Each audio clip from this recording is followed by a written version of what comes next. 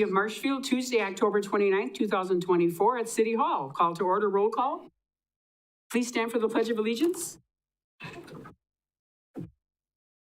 I pledge allegiance to the flag of the United States of America and to the republic for which it stands, one nation under God, indivisible, with liberty and justice for all. Citizens' comments? I actually have 3 this evening. I'm going to walk up to the podium.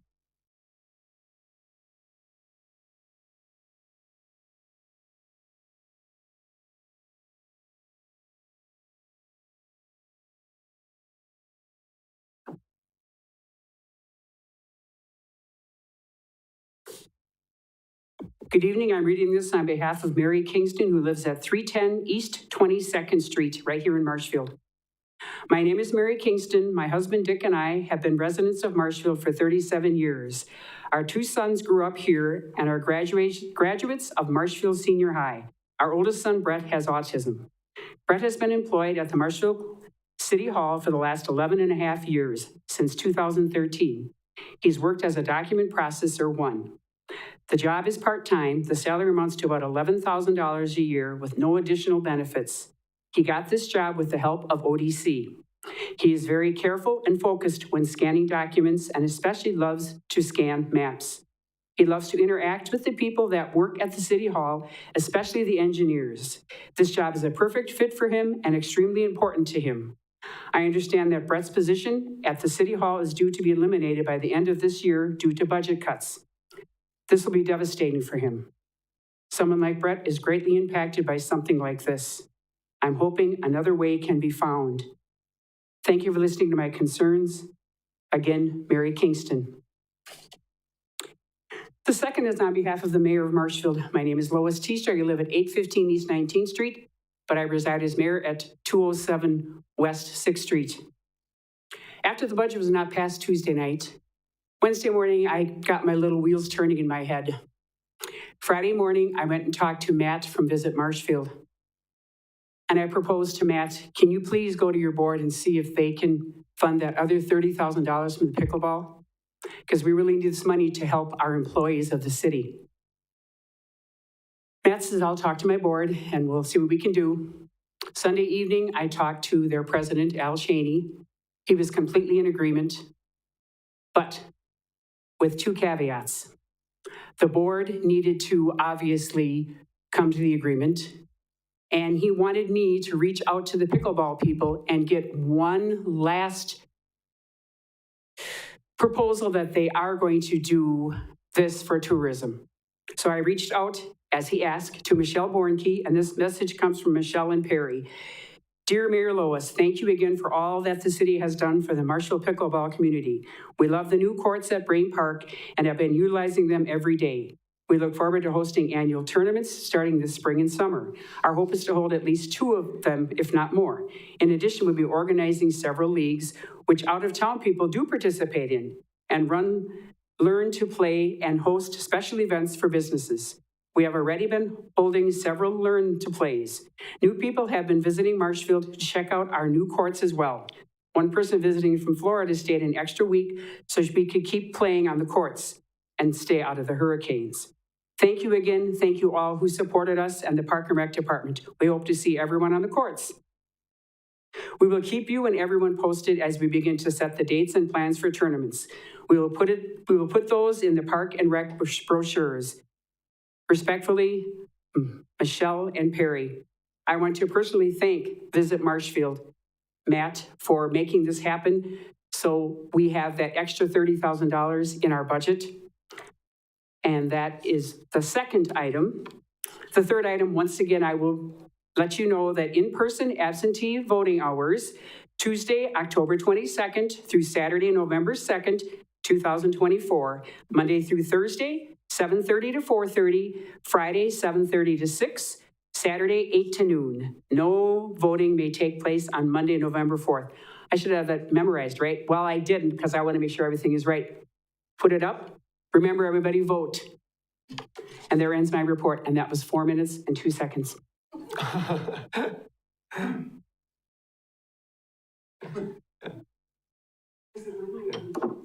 I was ready.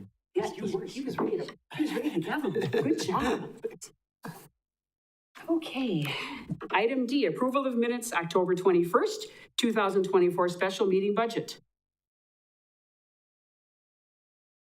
We need someone to approve those minutes.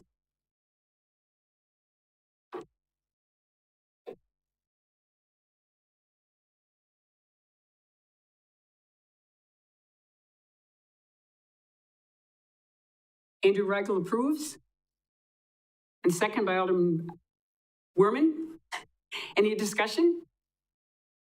Seeing none, please vote.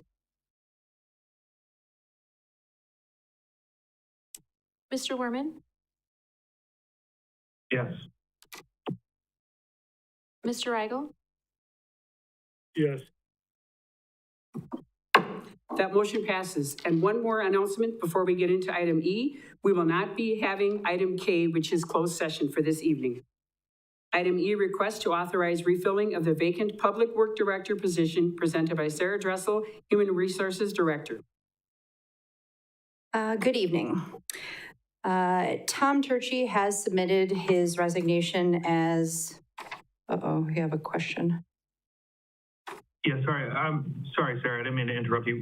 I don't know if Andy has video. I can't see anything going on, so I missed the results of the last vote, and then I can't see you, unfortunately. So I don't know if anybody's able to fix that for us real quick so we can see you while you present. And the vote actually was all A's, so that vote passed. Thank you both. Okay, so I don't know, Inge, is there something we can do to, so they can see them? So they can see us, I should say.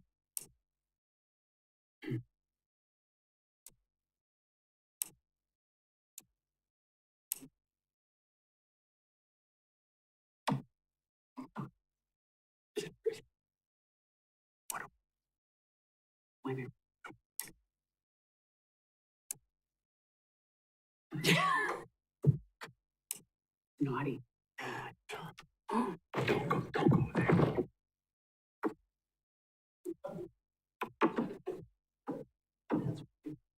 I know, it's like, just let it go for now.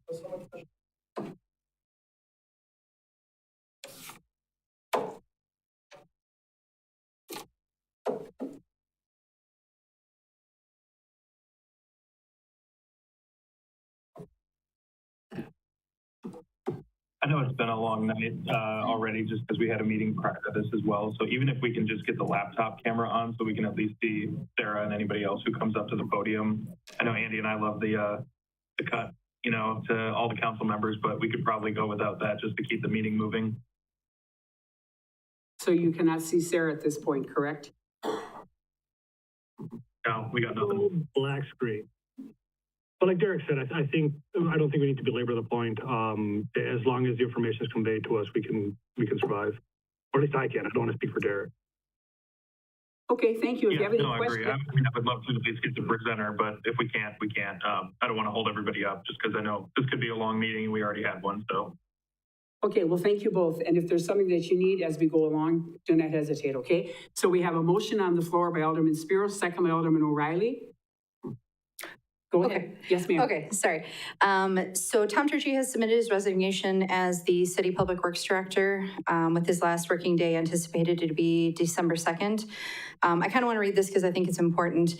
Tom has served in his role since March 17th of 2023, following his distinguished tenure with the City of Marshfield, and he began his career as a city engineer, serving in that capacity for 4 years before being promoted to city engineer, a position that he did hold for 23 years. His extensive service and dedication to the City of Marshfield will be greatly missed. As outlined on the job description that I did attach, the Public Works Director position does perform a wide variety of duties under the general direction of the City Administrator. This includes oversight of the airport, engineering department, facilities management department, street department, and wastewater utility department. This is a critical position for many reasons, including the degree of collaboration and coordination that the Public Works Director provides to all of these departments. So it is critical that we begin searching for a public works director as soon as possible. On average in the state of Wisconsin, it typically takes between 3 to 6 months to fill a vacant public works director position. So I do recommend that the Common Council authorize to begin the process of refilling the public works director position. And again, we have a motion by Alderman Spiro, second by Alderman O'Reilly. Are there any questions or comments? Alderman Moorman? Thank you. Yeah, I mean, obviously one comment, I know we hopefully have a little bit of time left with Tom per the note. I did want to say thank you to Tom. He's been a fantastic partner to work with. I've enjoyed working with him on public works and having him come to these council meetings, and I think he is unbelievable at his job. Hey, Sarah, good to see you. So I just want to give Tom a shout out. I think he is excellent, and that's a huge shoes to fill there. So that's my comment. My question then for Sarah would be, I don't know how this would typically work with our government positions like this, but like, is this something, or city positions like this, is this something that we would do similar to like what we've done with police or fire or anything like that? Would we have anybody step in as like interim public works director? Because 3 to 6 months seems like a long gap, especially as we're coming out of budget season, to not have an actual director. So I don't know if that would be like Josh Moritz stepping in temporarily until we hire someone, or if we look to, you know, I don't know how that works. I just kind of wanted to touch base with you to see your thoughts on that before we, you know, just go kind of leaderless. Yep, nope, those are great questions.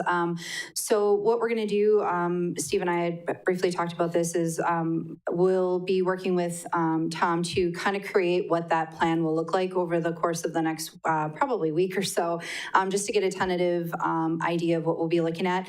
Ideally, you do want an interim person taking that role on. One thing that we do want to keep in mind is we are short a civil engineer.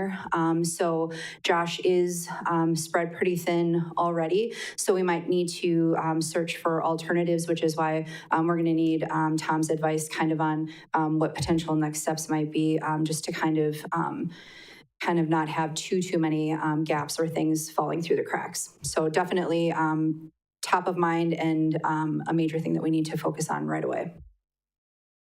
Thank you. And follow-up question. Yeah, sorry, Lois, I still have the floor. I didn't mean to cut you off. Go ahead. Okay, sorry about that. So the second question I had real quick then was just simply, we've had a lot of issues, obviously, with hiring some of these vacant positions, whether it's lack of candidates or we get candidates in and they're either not qualified or don't take the role. Just in your professional opinion, do you see any risk here? Is there anything that we can do to get ahead of this? Because public works obviously is a huge department. We have a lot going on, and 3 to 6 months would take us right out before our summer season, where obviously we get a lot of work done. And I just don't want to run into any possible issues of like, we get a candidate in, they're not good, or we can't fill the position, and then we're kind of strapped through summer, even if we have an interim. So do you see any major risk there? Is there anything we can do to mitigate that in the meantime? So I think part of the ways that we'll mitigate a little bit of it is to kind of come up with a game plan, thinking that we're not going to fill it for 6 months, just so that we can kind of figure out, okay, what does that look like? What are our possible options? Part of it might be that we need to get a consultant or someone that's contracted to kind of fill in some of those gaps.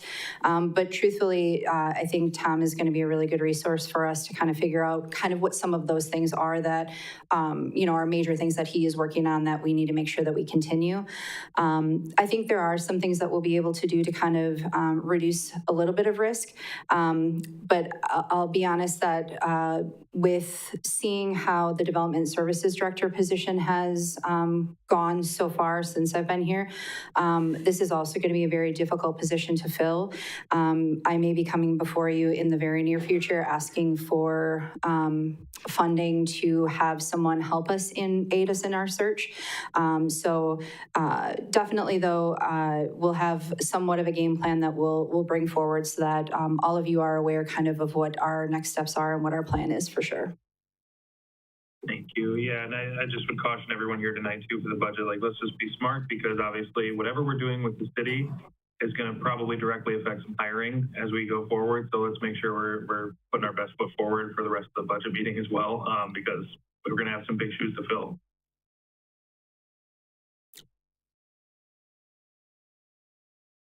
Okay, if there's no other questions, comments, please vote.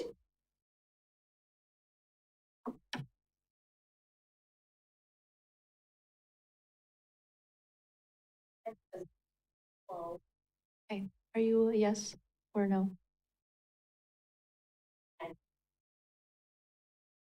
Mr. Werman, Yes. Mr. Rigel, Yes. All ayes. Thank you. All ayes, thank you. Next, we'll continue discussion of recommended 2025 budget. Natasha Tompkins, Vice Chair of the Finance, Budget, and Personnel Committee, presiding.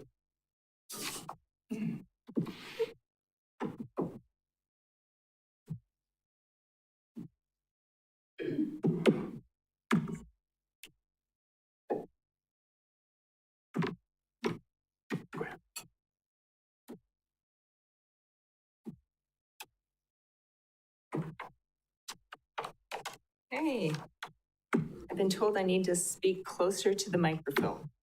So can people in the back hear me? Great.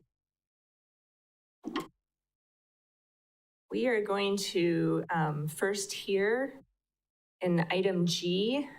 We have 8 items that we're going to hear from. We aren't going to take questions at that time, so please write your notes, your questions down. Item H, we'll have our time for questions. We'll do it like we have done it, going around. But also during item H, after the question time will be the time where the floor is opened up for any motions. So that's just how we're going to do it. So I'm actually, am I giving this to Jennifer? Give it to me first, that's Okay, fine. so Yeah, thank you. Jennifer and I are going to tag team these 8 items, kind of bounce back and forth. Hopefully that won't be too confusing. The first item is motion made at the last meeting. You did have a memo in your agenda packet from the city attorney. The last meeting ended in a little bit of confusion as to whether or not a motion that was made actually passed and was acceptable to move forward. And it turned out there was some interpretation issues with state statute that were kind of confusing. City attorney weighed in, and that motion would have been acceptable. There is a question about the fact that the motion was made suggesting that the budget was being approved, when the most really you could do at a meeting like this would be to recommend it for approval at a future meeting after a public hearing was held. But anyway, hopefully that memo cleared it up. If there's any further questions, certainly follow up with the city attorney. That's really all I've got on that item, unless there's any questions, and we'll move forward. The next item is changes due to new information, and I'd like to invite Jennifer to come up and talk about what's updated since we last met on October 21st.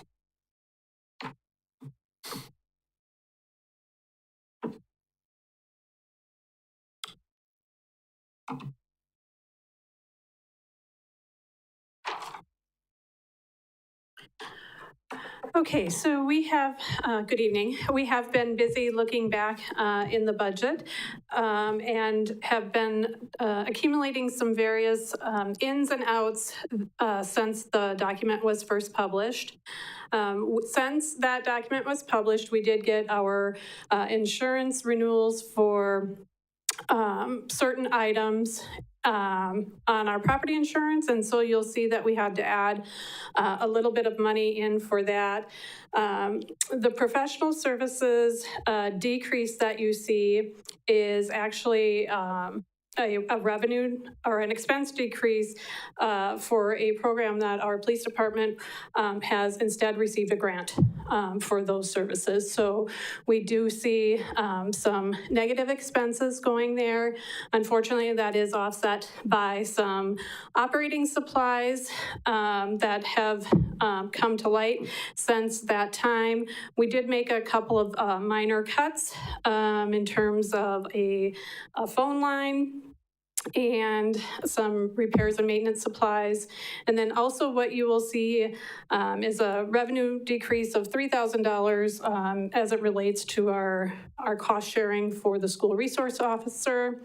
And then in an attempt to bring back a higher level of wage increase for employees, we're seeing a $39,000 increase here. That is, it does not at this time include the library, which we're still trying to sort that piece of it out. And then you'll see a transfer from the 205 fund to the general fund which was a repurpose of the transfer that was originally being made to the pickleball capital projects fund.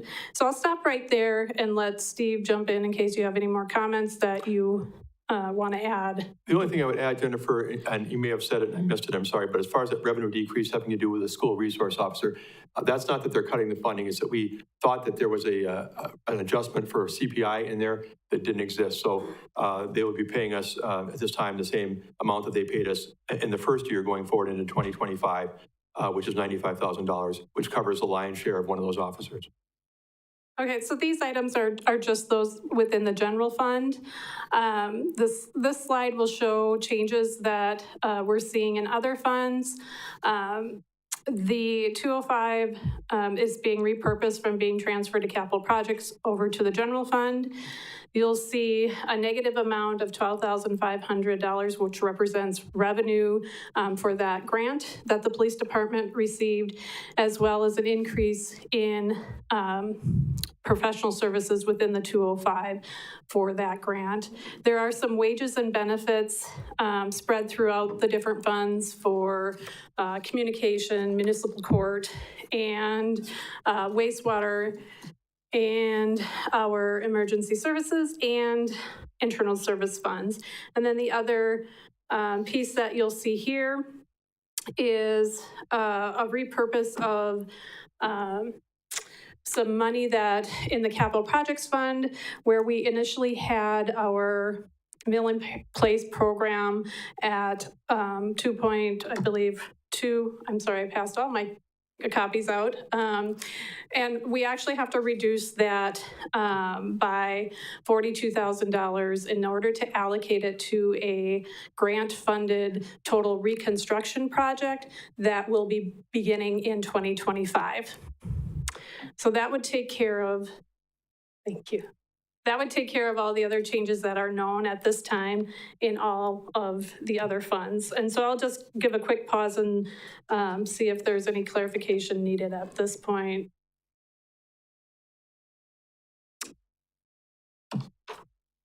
If not, we'll go on to item 3 on that list, which is a capital projects review. I've handed out page 150 of the published proposed document. And what you, oh, it's very tiny. I'm sorry about that. What you see on the screen is just the things that have changed, which I've highlighted in red. I won't go over each one of those in detail. Mainly the changes have to do with new money being received in terms of grants or donations. There was a change made in our wastewater project based on actual quotes that we received for work, so we didn't quite estimate that correctly in the originally presented document, but all of those changes are reflected here in red. The long-term debt column for 2025 is sitting at $9.65 million. This document becomes the basis for the borrowing process that will take place in late spring of 2025.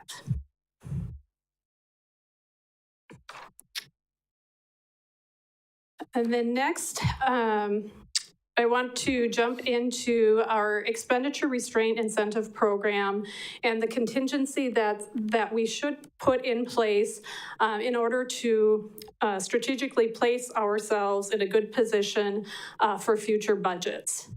A little bit more about this program. If a municipality keeps its budget within a predetermined increase year over year, we are eligible for an incentive program. 2023's Act 12 froze that payment for both 2024 and 2025 at $427,071. Another requirement of the program is that our tax rate must exceed 5 mils. And if you'll recall, we were at a little over 7 last year. It includes non-debt general fund budget expenditure percentage increase from 24 to 25, and that must be less than the sum of 3.2%, which was the DOR certified consumer price index level at 831. Plus 60% of our net new construction. So our net new construction was right about 1%. thereby giving our allowable increase in budget of 3.8%. Or our new allowable budget total over last year would be $27,555,000. Our proposed budget is currently $24.9 million, which leaves us about $2.6 million in budget capacity for future budgeting. Now, why it's important to look at putting that in is our proposed budget at that $24 million level strips off a lot of expenditures that we should have, namely vacant positions. We're looking at $503,000 between all of those, between the firefighters, the community service director, civil engineer, positions that we would intend to fill if we had available budget. We've also stripped off temporary hours, library hours and services, and then a myriad of smaller items. So roughly, those budget cuts are about $955,000. And if we looked at, from a couple of weeks ago, Administrator Barg put in our packets, there were also about $31,000 of things that we didn't even put in the budget, knowing that we didn't have budget available. And then, of course, there are budgets from previous years' cuts that, should we have a revenue source, if we don't build in this capacity in our budget, we would run the risk of going over our allowable percentage and losing that incentive. So because we have that capacity and we have expenditures that we really do intend at some point to fund as revenue becomes available, we have to place that buffer in our budget. And how we do that is we have two buckets of contingency. There's a bucket for things that we would really plan to put into the budget given further information. An example of this would be last year we were in the middle of a wage study. We put in $70,000 into that contingency bucket, anticipating using that in 2024, which we did. We also put in about $2 million in what I'll call this expenditure restraint incentive program as a strategic but not intentional spending amount. If we were to gain a new revenue source, then we would have drawn upon that contingency account. Any monies in either of those contingency accounts must be approved by Common Council with a vote as a budget resolution. So you have complete control over distributions of monies from those accounts. So what we have to decide tonight is how much of that buffer do we want to put in anticipation of some future revenue source, whether that is a grant, a referendum, a new fee or charge, or wherever a potential revenue might come from. As a starting point, if we were just to maintain status quo, that number would be roughly $1 million. But it would be up to us to determine tonight what level we would want to buffer. Since we have 2.7 million available, how high do we want to go from a strategic planning level with that account?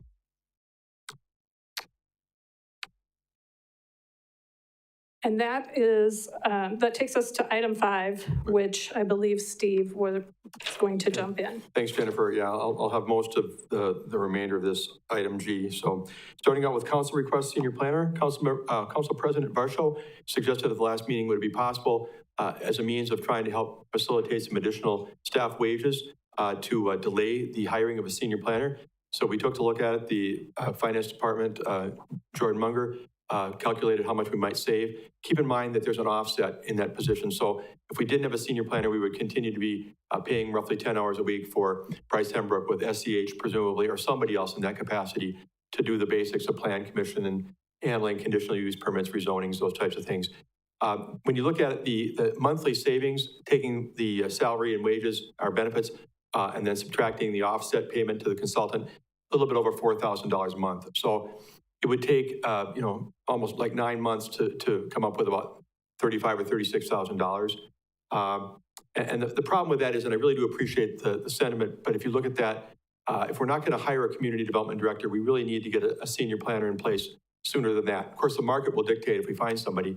I've already been talking to Sarah about the difficulty in refilling some of the positions, Public Works Director and others. But hopefully we can get a senior planner on board and have that position to be able to bolster our Development Services Department. So I wouldn't recommend much of a delay in that one. The next item is travel and training. Councilmember Spiros had brought this up at the end of the last meeting. Wanted to know how much money is being spent for different things, what conferences and seminars. Are they for things that are needed to renew certificates, licenses, and those kind of things? In other words, are they mandated? Are they needed but not mandated? Are they just nice to have? Those kind of things. And so I sent out a report to you yesterday from the department and division heads indicating how all the expenditures they have for travel and training in their various departments and how they're being spent, what the benefit is, and again, whether or not they tie to renewing or continuing licenses and certificates. I have made hard copies of that document to hand out. We're not going to talk about anything from this item until we get to item H, but I suspect there might be some conversation on the travel and training, and I'd be glad to distribute the hard copies at that point. The next item is possible increase in staff wages. And there was definitely a desire, actually both meetings, the first meeting and the second meeting on this body, to see if we couldn't go beyond where we're at right now. Currently, we're at 1% wage scale adjustment plus the steps. And under CPI at 2.5%, we'd already be falling behind right from the get-go in terms of adhering to the pay plan we adopted just a few months ago. So I do, again, appreciate and commend the council on the desire to see that edge up a bit. Unfortunately, we did have one thing that changed the mix a little bit.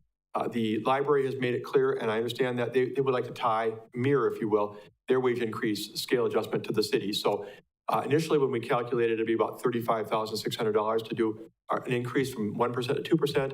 It's actually closer to $47,500 because the library would also be doing that as well. Now, thankfully, and I want to commend the mayor for her effort, and I really want to commend Al and Matt and everybody at Visit Marshfield for your willingness to pick up that additional pickleball lighting cost. That's really huge for us. That makes it possible to cover some of it. We're not going to get this $47,000. We did find about $6,000 of additional savings, sort of the net of the first slide that Jennifer had up there. That is because we had some positives and negatives, but again, the net was about $6,000 more. You tack on the $36,000, I'm sorry, the $30,000 from the pickleball lights that we can transfer now from the 205 fund into general operations, and we have about $36,000. That's about enough to go from 1% increase across the board to 1.75%. So not meeting the goal of 2%. But my recommendation to the council will be that we increase the wage scale from a 1% increase to 1.75% effective 7/1/25, in addition to continuing the step increases. That would leave a little bit of a gap in the hundreds, basically, of dollars that we would then put into contingency. Our contingency is upwards of maybe a little bit less than $40,000 at this point. And that would be for things that might come up in the year 2025, but also for adjustments we might need to make at the end of this process as we find out final details on the pilot payment or, who takes what level of health insurance, those kind of adjustments that come up during November. So that's where we stand, in my opinion, at least, in staff wages, and we can discuss that here shortly. The only other item I have on the agenda is review any pending information. I really don't have anything new to give you except for the fact, a reminder that even though we're here now in late October, there are some things that are still not final. They won't be final in the next few days either. And that is the pilot payment that we get from Marshfield Utilities. We've estimated the same as 2024, in which we've gotten $1.76 million. We're hoping that will edge up a little bit. It depends on some things with the school levy and the referendum and other things. But right now, conservatively, we're just sticking at the $1.76 million. And then, as I mentioned, what people take for health insurance. Some might go from family to single or from single to family. They may come on or off our plan. We don't know that sitting here on October 29th. There's also some things with special assessment. Those numbers might be able to be adjusted based upon what we're seeing, expectations for 2025 payments from people who choose to pay up front or go on the installment plan. So there's some things that aren't final yet, and they're usually not final at this point in the process in any year. But they're no different than what we articulated back in the first meeting on October 14th. And that's all I have. Thank you so much, Steve. We're going to start with questions. You'll have the floor when it's time for you to ask the questions. I would again request don't do motions until everyone's had a chance to ask their questions because it might change your motion and we'd get into amendments. I'm actually going to start with Mrs. Spiros today, and we're going to go clockwise like we have been going. Thank you. Sorry. So I did go through and I did ask for a lot of information on the travel budget. And I just needed to do some follow-up on that. I was looking at the document and the first thing listed was the Common Council. And it had 1,500 and 5,200. So I'm assuming the total for the education and travel, are those numbers added together? Is that correct? Yeah, sure. So for a total of 6,700? Correct. That first line item is for per diem allowance for Okay. council travel. I just wanted to be sure because I thought that was how I was reading the document, but I wasn't 100% sure. The next thing I had a question about, I mean, am I just going through this travel thing? Because I have a lot of questions. Is that what you want me to do? Whatever questions you Okay. have, you can ask. Okay, so the next one was the, give me just a second because this document looks a little bit different. Okay, here we go. I just had to get my bearings here. I was going to go ahead and ask the clerk, her list is long of travel, but it looked like most of it was pretty essential. So I'm going to ask you, is there anything in there that you could forego for just the year of 2025? So in 2025, you have in there, my deputy clerk has her third year of election school. That is required, that is not movable. The two of us currently go to the clerk conference in August each year. That is the one major training opportunity that we have where our Department of Revenue agents are there. Our Wisconsin Election Commission representatives are there. So that is essentially all of our training. If we needed to forgo that, I suppose one of us could. We do apply for scholarships every year for that, and this is the first year we haven't both earned a scholarship to cover our registration and our hotel. And we were told that was pretty much because we've gotten them the last 2 or 3 years consecutively. And Ashley did get scholarship for school this year, and it's the same fund. The other travel you have in there is mileage that's required of us for traveling for election materials going back and forth between the counties. So the one spot would be potentially clerk conference. Okay, and so clerk conference is letter 2, the WMCA clerk conference. And so the registration fee is only $100 each because it says 200 each. Oh, 200 each split. So you're splitting it. Never mind. Just disregard that question. So the total for that would be, the registration would be 400. The hotel would be 262 times 2. I get, okay, so I'm just looking at that. So that's a possibility. It wouldn't be what you would want to cut, but it is a possibility. If we needed to. Okay, and then go, Hope for the opportunity to at least apply for the scholarships. And then Sure. it would just be our mileage if we earned the scholarships. okay. And then under the election budget travel training, was there anything in there? That was pretty low dollar amount, so I doubt that that's really anything that we really need to look at that closely. Again, part of our clerk conference goes into the election travel budget. I split that equally since it's equal Okay. between that. Got you. And the rest is required for certification for election inspectors and our post-election travel. Okay. And then I'm not sure if this is you, but it goes next to the municipal judge conference and the municipal court clerk conference. And that one in particular says it's required every other year, but recommended annually. Is 2025 the every other year? I do not know. That's a great question, and I should have had that for you. I can find out. But I was just told that it was I'm told it's recommended every year for keeping up on the latest expectations, requirements. I don't know whether it's required in 2025 offhand. Okay. Okay, and then I wanted to go on next to the human resources travel budget, which is also a lot of conferences. So Sarah,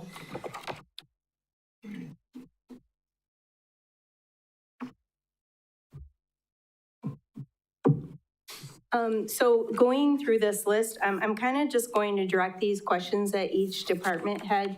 So I think you all have a copy of this. If we can start at the top one, which is the SHRM Annual Conference. I kind of just want you to tell me if these are absolutely essential or if this is something you could forego in 2025 only with this revisited next year. And so if we can just start, it looks like you have 5 of them listed. So for the, well, I'll just say this, none of them are absolutely mandatory. All of them typically have a legal update that we receive at each of them. With the nature of HR, things change quite frequently. So these are the ones that we usually typically take advantage of because they're local and fairly low cost. But I'll be honest, I'll be honest that I think training and development is 100% necessary, and I do not think that this is the place to look for budget cuts. I understand that it's a huge expense, but it is worthwhile. It helps with training and development. It helps with legal costs. By going to these, I'll be honest, Peggy and I find policies that we have to update. We have ways that we can avoid having to utilize HAP or our legal counsel, Pam, from Stafford Law. But are any of these absolutely mandatory for certifications and things like that? No, because Peggy is certified with SHRM CP. And typically we get all of our credits with doing free online or webinar things. So none of mine are absolutely mandatory for any reason. Okay, so I totally understand and agree with you that education is really, really, really essential. But we're sort of in, a bad place here. And I think keeping employees is really essential. I think when you pay for studies to look at your wage scale 6 months before you decide you're just not going to adopt it, we do have to find money somewhere. So if out of these 5 conferences, what would be the first one that you would give up out of these 5 conferences? Because some of it, I wonder if some of it isn't repeat, that you're getting repeat information. I see a lot of law and things like that mentioned. So is some of this repeated, just, So are there certain themes that are at each one? Sometimes there are, especially with, big things that are happening like time and attendance or things like that. So to answer your question, first it would be number 5, both of those. Next it would be number 4. Then it would be number 2. Then it would be number 3, and then finally it would be number 1. okay. One thing that I'll just share additionally is I think that, and I'm speaking for myself, but I have also had discussions with employees that when you take training and development opportunities away, you do risk losing employees. So I will share that I don't know that the risk of losing employees and the costs that are associated with that are worth it in my opinion. But I understand we're in a tough budget, so those would be where I would cut if I had to. All right, thank you. The next one is the mayor's travel budget. There you are. Is this the league? This is for your board, if you were to attend the league? That is correct. I actually took my per diem and handed it back. So that is not even part of the equation. And I did not go to league conference this year just because of that fact. I don't want to use the city's money. There's a lot of things you can look at online. I do a lot of the, through COVID, when you see things on your screen. So I learn a lot of things going to those virtual meetings. I don't feel it's important. I can talk to other mayors, I can talk to Steve, I can talk to any employee, and they're gonna give me a lot of information. If I need to reach out, I can talk to other people. I'm not afraid to do that because I want to save money for the city. Again, the per diem, I took that right away because I don't feel like I need that. The city needs it more than I do. It's a very small amount, unfortunately, but that's what I chose to do. And if I Okay. choose to go to the league, I will probably just pay for it myself, only because it's more for me, the mayor, not for the city of Marshfield, if that makes sense. I got you. So it's listed as 1,300. So Steve, that is still in the budget for 2025 or no? It is, and that's Okay. that's a combined cost of the elements you see there with registration, hotel, mileage, and per diem. Okay. And then next, I guess, Steve, is you, although I thought you Yep. were somewhere else on the list too, No, but maybe right, not. I'm right below mayor on that same page. Okay. The two city managers conferences, a winter and a spring, well, I think they call it summer actually, but, and $800 each, that covers registration, hotel, mileage, meals. Obviously, those are not mandated or required of me or anybody in my position. I think it's beneficial. I certainly come back with a lot of good information from networking and from the sessions. If that were reduced to one, so be it. It's not a big deal. I do want to speak, though, to the value. I know some of you who go to the league conference, you come back and you've got a good idea or two, and it can be a big money saver or a big improvement. So I never want to downplay the value of those, but if need be, certainly that can be reduced to one. Okay, thank you. Okay, IT, and can you come up? Your list is pretty long too, and I think we all really, really understand the importance of security and all that, but I just kind of wanted to ask you the same question. Are these required for any sort of certifications? And is there any, out of the list of 7 that you have listed, in order, which would be your first few that you think that are the least valuable? Yeah, so first off is none of this is required for certifications or anything like that. But I just do want to, reemphasize what HR just say. I think even some of you that are part of that employee survey that you have conducted, I think at least one member came to before the council members and expressed that the reason he picked the position way back when was because of the potential training that we, indicate we would typically provide. So I just want to point out it's a recruiting and retaining tool. So if we remove any of that, potentially it could be a side effect of that. So having said that, this is for the group of 4 of us. So some of us do go to 2 because one of them it might be 2 days or what have you. So would it be okay to take out one of each so that there's at least one left for each of us? That would be one way to go, So if this is the case, maybe you can take 1, 3, and then 6 out of the equations. So that will keep the remaining 4. So 1 conference per each person or something like that.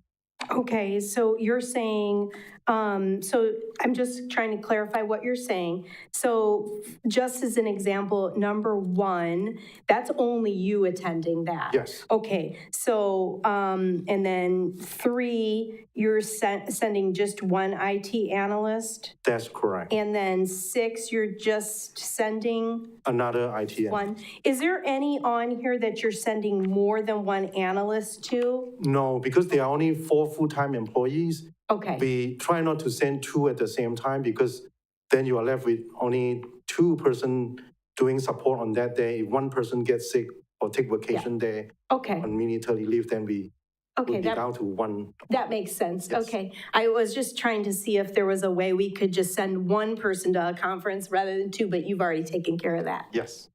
Thank you. That's all I have for you. Thanks. Finance, I think, is up next. I'm not going to keep repeating the same. It's just that sort of the same question for all y'all.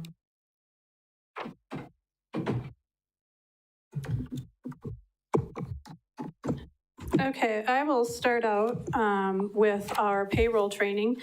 We have 2 individuals. on our payroll accounts payable team. We did run into a situation just 2 years ago where our payroll processor quit unexpectedly, and we had a very little transition time between the new person that was hired. Additionally, the past also had a second backup payroll person that transitioned into the clerk's role. So finance picked up two very new payroll accounts payable techs who are also early in their career. It is essential that they go through specific payroll training, and we have opted to do the courses through the American Payroll Association. There are 3 levels, and both are cycling through the levels. It is absolutely critical that we have 2 people who are proficient in payroll, given we will have one of those employees on an extended leave shortly, and they have to be interchangeable or our employees will not get paid. Okay. They're also, payroll laws are always changing, and you know, the APA courses don't necessarily offer specific training on upcoming legislation that they need to be aware of. And so there is a 2-day conference that we sent one of our payroll technicians to this past quarter, who found valuable information on specifically FSLA and its complicated rules, as well as reimbursements for travel, and has noted some things that we need to do differently there. These kinds of trainings are essential. If we miss a payroll, we lose confidence. All of our employees lose confidence in our ability to process. And if we make a mistake with the state or the IRS, they impose fines and penalties on us. So that training is essential, and I can't give that up. The payroll staff also take advantage of numerous free topics. The ETF, which is the Employee Trust Fund, offers numerous free trainings on how to administer WRS, which is our retirement system, the DOA, or excuse me, the DOR, the websites for American Payroll Association, HR, and keeping up to date with payroll are all publications that they take advantage of for free. Within the accounting section, again, the laws are, you know, if you put all of the guidelines that we need to follow in a binder, it would probably be a foot thick. Our accounting manager is a CPA and earns CPE credits through coursework that is offered. The first section is through the GFOA, which are, it offers 2-day conferences for specific topics, whether it applies to audits or grants or leadership, fraud, banking, risk, all things that we need to account for regularly. We have set a pattern where we will, either the accounting manager or myself attends those conferences, but not both at the same time. The GFOA also offers quarterly virtual workshops that might target a specific issue. CPE credits are earned for that, and those are each $50. Again, we at the accounting level also take advantage of numerous free webinars from professional firms, including CLA, which is our auditor, Ernst & Young, Baker Tilly, the League, anywhere where we can get our hands on a webinar that might be relevant and offer CPE credits additionally. Myself, our financial advisor, their group offers an annual 2-day public finance seminar, which includes topics such as legislative updates, professional development opportunities, what might be new and upcoming as it relates to TIF districts, debt, treasury, risk, There are sessions where peers share their personal success stories in their communities, and there are endless networking opportunities for those, and that's roughly $400. Ellers also offers specialized in-training sessions for such things as levy limits, expenditure restraint, and then you have time for individualized questions. Those sessions are usually free, but are located at various places throughout the state, so it costs about $50 to travel there. And then the League of Wisconsin Municipalities has an annual conference that offers strategic level planning workshops, which is $300 plus travel. It should be noted that there are several opportunities that we don't even request just because of the cost, and that would be more strategic level things. Okay, so if I'm hearing you correctly, you really are pretty much stuck on this list. There's a lot that you feel is really super important and has a lot of repercussions if you don't continue. Yes. Okay, thank you. The deputy assessor, he only has one thing. Is there anything that we need to belabor on that, or? I think what's noteworthy is the fact that we once had 3.5 FTEs in the assessing function, and now for a number of years, we've had a contractor and only just one individual who's the deputy city assessor. So that person, may be called the deputy, but he's doing really the public facing of the job every day and needs to be very well versed. He does have a certification in that role, and he did say that the dollar amount might come down from 1,000. It depends where the conferences are being held this year. At the time that he put this in, he didn't know, so it may or may not require, overnight stays and those kind of things. But I think it's essential to what he does to be able to be up on the latest assessing codes and keep that certification active. Okay, thank you. The next ones are the police and the fire. They have a considerable amount of training. I did spend some time today with Jody on the phone, and we talked a little bit about the training, and he gave a good explanation of all of their training, the needs, and to me, it sounded reasonable. The only thing that we did talk about that kind of came as a surprise to him, or maybe not even a surprise, I shouldn't word it like that, but is grant opportunities for some of their conferences. And I think that he's going to check a little bit further into that. So I'm not going to bring either police or fire up to give any further explanation. If somebody else wants to go into that, they certainly can. Director of Public Works, anything that you want to say? Your list is pretty short also. All right, yeah, for that position, it's a total of $1,000. It includes 2 APWA conferences typically, which is required to keep the PDHs for professional engineering license. And the 300 is usually for traveling for various things like DOT conferences or county meetings. And usually those meetings end up getting grants and other funding for various projects for the city. So I'd say you'd be hurting the opportunities to the city by reducing that. Do you do the engineering budget too? I'm going to give that to Josh since I've kind of handed that off. Okay. Josh. So you have 9 things on your list. I don't think they're just bullet points, but go ahead. And so we have 4 engineers in our department. 3 are licensed engineers who require PDHs every year to renew their license. It's a 2-year renewal period. Most of the training opportunities we go to offer PDHs, but it really takes 2 years to get the required number. It's almost impossible to double up in 1 year.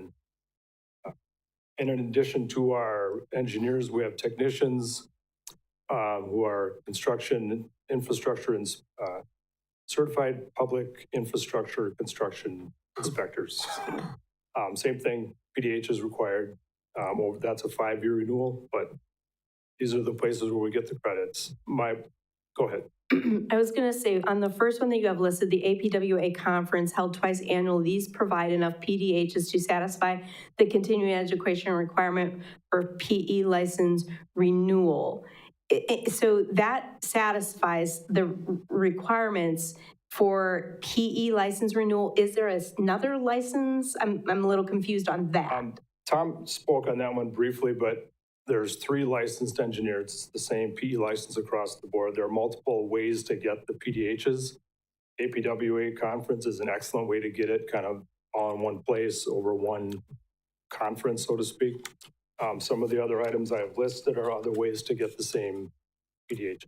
Is there anything in there, like, see, yours was done a little bit differently. There wasn't specific numbers tied to each one. Is there anything in there that you would be willing to give up for 2025? Well, I did not list anything specifically. It's been tough, honestly, to send people to training, being understaffed. What I'd like to stress about 25 is hopefully we're going to fill a civil engineering position with someone most likely young and new to the field with 0 training. Okay. Which so no, not you successful. want to keep them all? Yes. Okay, thank you. Street division.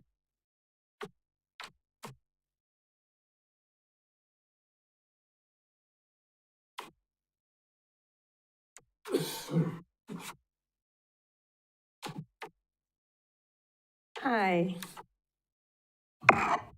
So you had a bit here too. Not a lot of detail though on the sheet.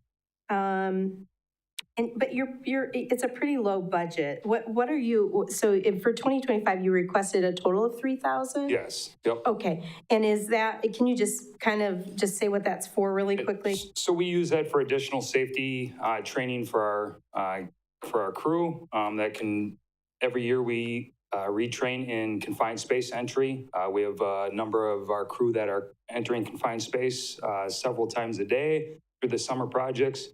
Going through that course is that renewal in their brain, the dangers that are associated with confined space entry. We also, in the fall, right before our forestry operations kick full swing, we hold a chainsaw safety program, which I feel the cost of these trainings are far less than an accident to one of our staff. The one area that could be a potential is if you would like to remove the requirement for our newly hired assistants. They are in their job offer, they were required to complete courses through the UW. If you wanted to pull that so that the requirement wasn't there, we have one new guy that just signed up for a course here this fall and was going to continue that through to get the APWA courses, the Public Works Supervisory Academy courses through the UW. Again, those are professional development courses. I went through them, found a ton of good information from them for city government functions, and would be sadly missed, but I understand the circumstances. And you have one person right now going through that? The other two, myself and one of the assistants, are through it. So that's why this in 2025 was important to try to fund that, to continue that education piece. Okay, yeah, and I agree with you, and I also think that safety training for the confined space and the chainsaw safety is absolutely needed. So I think that maybe, was that it for you? Yeah. Yeah, okay. Parks and Rec.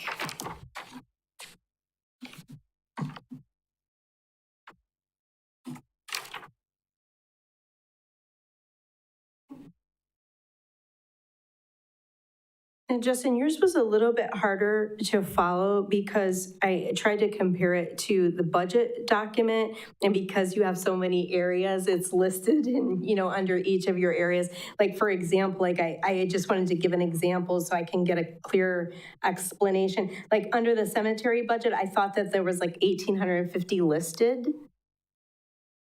Yes, that would be correct. And all that detail is listed on that blue paper that kind of details what conferences they go to, how many people go, what's the cost breakdown, and the budget detail. Which paper is that? It's this one. Yeah, the one that was in the. All of our the travel and agenda. training is all broken down in the budget detail that I think. It was in the Jordan sent agenda. out. Yeah, the agenda had the accounting pages with it that weren't as descriptive, but. So that's why I didn't was redundant. I assumed that was the document. No, that's fine. No, that's fine. I'm sorry. I just had so many documents going back and forth that I was trying to compare to. So again, the same question, Justin, for you. And I know that you've already made a 25% cut in your training budget. So I think that's notable. But is there anything on there for 2025 that's left that you could say, look, for 1 year, we could forego this? If there's anything that I would forego my travel and training for 2025 and let my staff go. It's valuable that they attend these conferences and training just to kind of learn new practices. We just went to a travel and training a seminar in Green Bay last week where they gave a demo on electric mowers and how they're more efficient just because you don't need staff to run them. Mm-hmm. They're more expensive, but that's a technology that's coming down the pipeline. And it was good to attend. Without us attending that, we wouldn't be probably aware of the trend of electric mowers. That's just one example of. So how many people, for instance, did you send to the electrical mowing? Just Ben Steinbach. Just one went, okay. And you said you would be maybe willing to give up yours. What do you go to that you are saying you might be willing to give up? I go to the Wisconsin Parks and Recreation Association annual conference. Okay. It's annual? Yeah, once a year, typically in February. Okay. What's the cost of that one?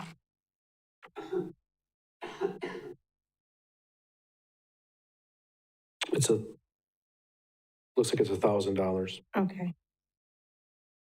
All right, thank you. We're almost done, folks. Library, Jill, anything you want? You don't have too much on the list, but anything you want to elaborate on?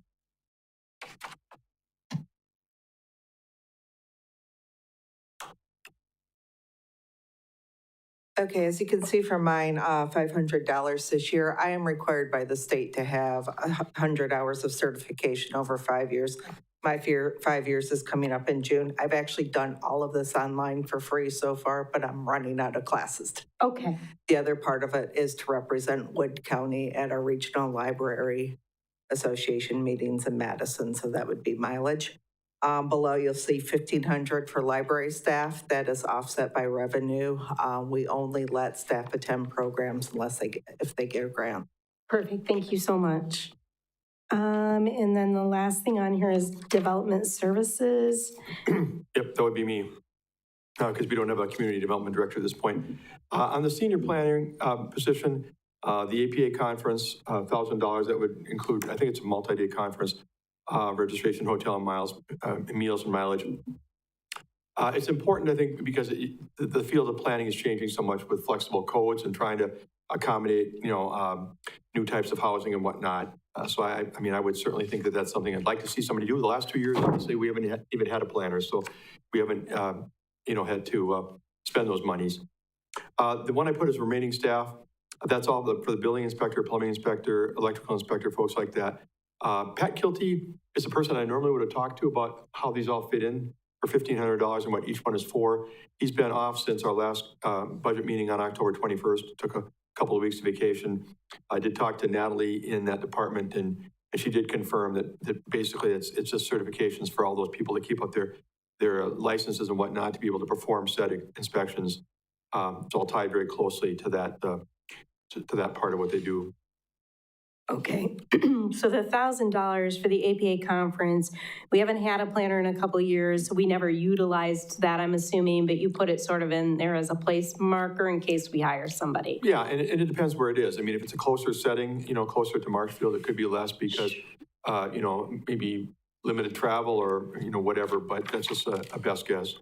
Okay, so that covers all of my questions regarding travel, and I appreciate everybody being willing to share that information. It was a really pretty good detailed report, and I know that probably took a lot of time to put that together, so I appreciate that. I'm just trying to see if I wrote any other questions down that didn't have anything to do with that. I think not, so I think I'm gonna yield the floor. All right, thank you very much. And we are still in the category of asking questions. So Mr. Giles, you have the floor. Yes, just one question regarding the league conference. So I see that it's budgeted for 5 council members to go, and I understand the reason behind that. Would there be any penalty to send 2 in the budget for 2 members instead? Is there any sort of benefit for sending more than less? So we opened it up to 5 just because potentially that's how many new members we could have each year. The last several years, we've only sent 3, so that budget remains unspent and carried over. Okay. But we don't get any advantage for sending more than? No, okay. sorry, no, we don't. Okay, that's my only question. Thank you, Mr. Stauber. Okay. Mr. Varsho. Nothing for me, thank you. Mr. Werman. Thank you. I don't know that I had any real big questions. I think it was more comments at that point about the recap here. So travel, I thought, thanks Rebecca for leading the questions on that. It really opened up some insights into all that. I'm huge on education, so I think training is essential. I do want to say, obviously, we're in a tight spot. So I think the one thing that I would encourage everyone to think about is that we're not talking long term. We're not talking about eliminating travel. We're talking about hopefully just 1 year of having to go without this. And I'm hoping that we can avoid that altogether. I would ideally like to move to that point. But I think it's critical to go at least once a year, even if we could get through this year and only go to the required trainings where you actually needed to keep up certifications or licenses and cut out anything else that would be not required. The only other thing I think that I had, 2 things, I guess, is one, I know we'll be coming up on it as well here. Just from the citizen comments regarding the budget resolution from the mayor, we're going to be discussing that. I'm glad that we're able to go that route. The one thing I would say about that is it just feels a little like maybe we probably should have brought that back to council. I'm happy with the results, so hopefully there's no misunderstanding. I'm just thinking it just came off a little weird. We should probably run those things through if we've approved a budget resolution. I think it should probably be documented is my thought if we're going to reverse that. And I'm glad that they're willing to support, so thank you to them for that. And the last thing was just in regards to the reserve in the presentation earlier. Right now, I think this is a situation where we need to review tonight how, if we're going to break that piggy bank, what are we going to spend it on? What's essential? And think about it from your own personal budget. If you had to bust into your piggy bank or your savings right now, what would be essential? What would be non-essential? And that's what we really need to walk away from tonight. And I think any solutions we get for some of the stuff that we've discussed here, looking at that travel, if we eliminated some of that, council and IT travel alone would save that one position in IT that we heard the comments on earlier. So small changes can add up to make big differences. So that would be my comment to council. Outside of that, no questions. I think Mr. Berg had a response to one of Well, just the idea, again, we talked a little bit about the $30,000 and how it would come to pass. That's never been approved until you approve your final budget. So in other words, all these meetings we've been having, the idea that we would contribute $30,000 to the pickleball project is no more final than the budget for Public Works or anybody else until you give your final blessing and approve it in November. So you don't really need to do anything in particular to make that movement. You just need to articulate that, in fact, those dollars are not going to be used for the pickleball lights. There's a recommendation from Finance, Budget, and Personnel, along with Mackey and Main Street and everything else, but there's no budget resolution required to do that because we don't have a formal budget yet for 2025. Just a clarification. I might be confused. Mr. Barg, I might be confused. Did we not do a budget resolution for the pickleball lights at a previous council meeting? Well, we did, but that was to transfer monies, and maybe I looked at Finance and or Justin at this point. That was to transfer monies. One of them was for, a Wood County grant to be able to use the monies for something else. I think we might have had a second budget resolution related to it, but none of them had to do with the pickleball lights project. I'm correct, right? They had to do with other aspects of that project in terms of monies that were moved from one place to another. but they weren't part of phase 2, if you will, with the lights. Jennifer is nodding her head, I'm just telling you. Thank you. Okay, thank you for the clarification. You're welcome. Are there any other questions, Mr. Werman? None from me, thank you. Okay. Mr. Fire? I don't think we should ever cut back on training. And you say if you skip a year, okay, say you skip a year, and there's something important that is brought up there in that conference, they aren't going to repeat it next year. So I think that cutting training is like cutting, in spite of yourself, you're cutting your nose off. Any further questions? Okay, wonderful. Thank you, everyone. We are going, oh, Mr. Rigel, I'm so sorry. Yeah. Oh, and O'Reilly, Yeah. I started in the middle, I'm so sorry. Mr. Rigel. Okay, I'll try to keep this brief. I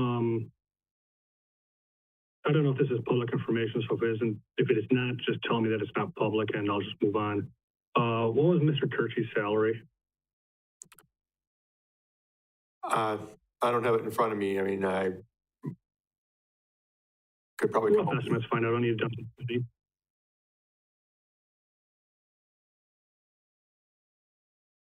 it. And you're probably talking about fully loaded, right? Correct. With benefits and so forth. What is the total package?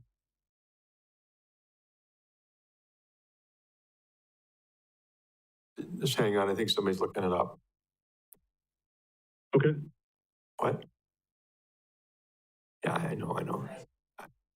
Mr. Rigel, do you want to ask your question, maybe just before specifics are given?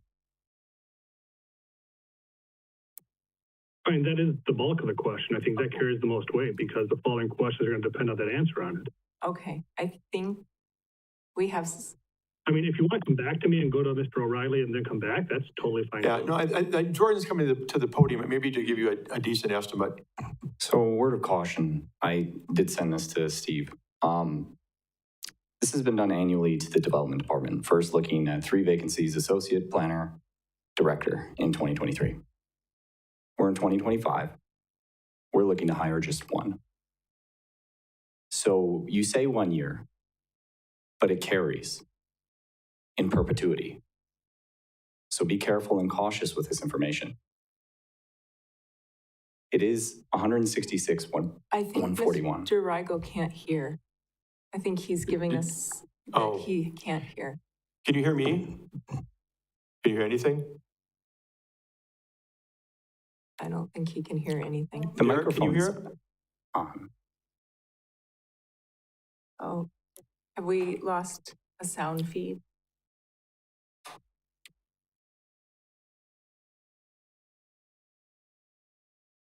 Jordan, maybe just indicate since you're on the camera. Oh, he can see me, maybe. We understand that you can't hear. No, they still can't hear. Yeah.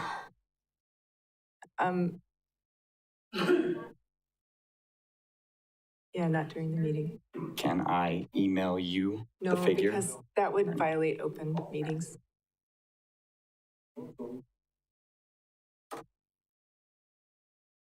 We're going to retry Zoom.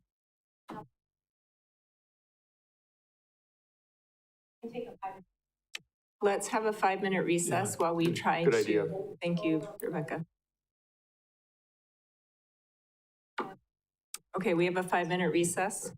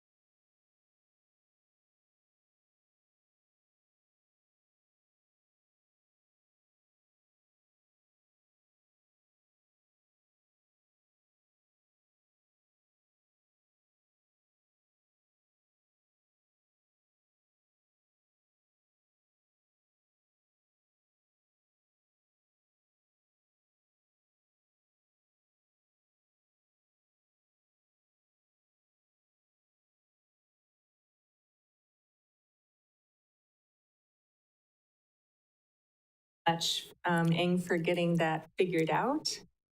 And so I do believe that Mr. Rigel has the floor. And Jordan is coming. Right, Jordan. Do you want to repeat the question, Jordan, or you got it, Mr. Munger? I got it. It's 145,841 as part of the general fund budget. Okay. Thank you.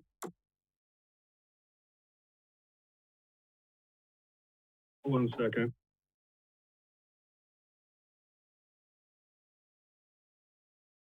Yeah, so I mean, and I'm just thinking out loud here because I'm trying to hit the low-hanging fruit because we all have a complicated thing to do here, and if we can kind of get most of it taken care of with one swoop and one that doesn't even require decision-making, it makes it easier for us. So I believe Ms.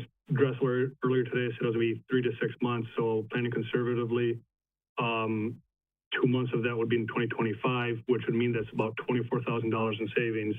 That right there is almost all of the money that we were talking about for employee raises, and it could prevent any employee layoffs or anything else of the sort. So I just point that out that if it's not, it should be baked into the 2025 budget here. And that's on the conservative end. If you want to get aggressive and say it's going to take 6 months, that gives us, how much is that? More. It's been a long day.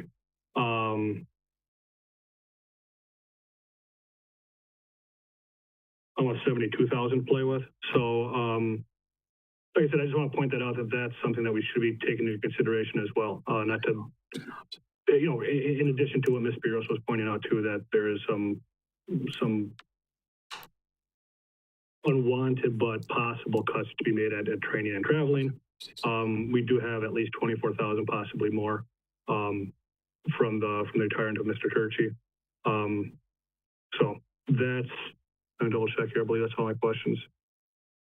If I can just add, I'm not trying to take, I'm not trying to take away from what you're saying, but I do want to add the fact that the longer that vacancy would go on, the more likely we'd be seeking consulting services to fill the gap.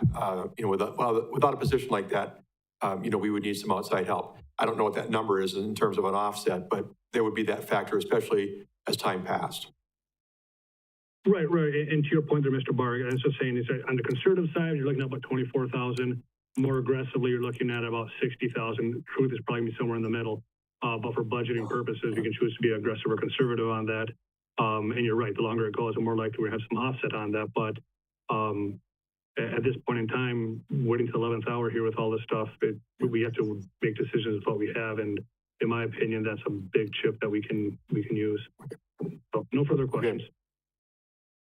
Thank you. Mr. O'Reilly. Thank you. I would once again like to thank Matt, Al, and the crew for stepping up on that. It's huge. I am also still looking to try to finish that off somehow. I want to get a clarification, and we've heard at several of our council meetings over the past year that economic development money cannot be spent. Recently heard it can't be spent on operational costs. I do not believe that's true, and I'm wondering if you two, somebody, whoever wants to take the lead, could maybe comment on that?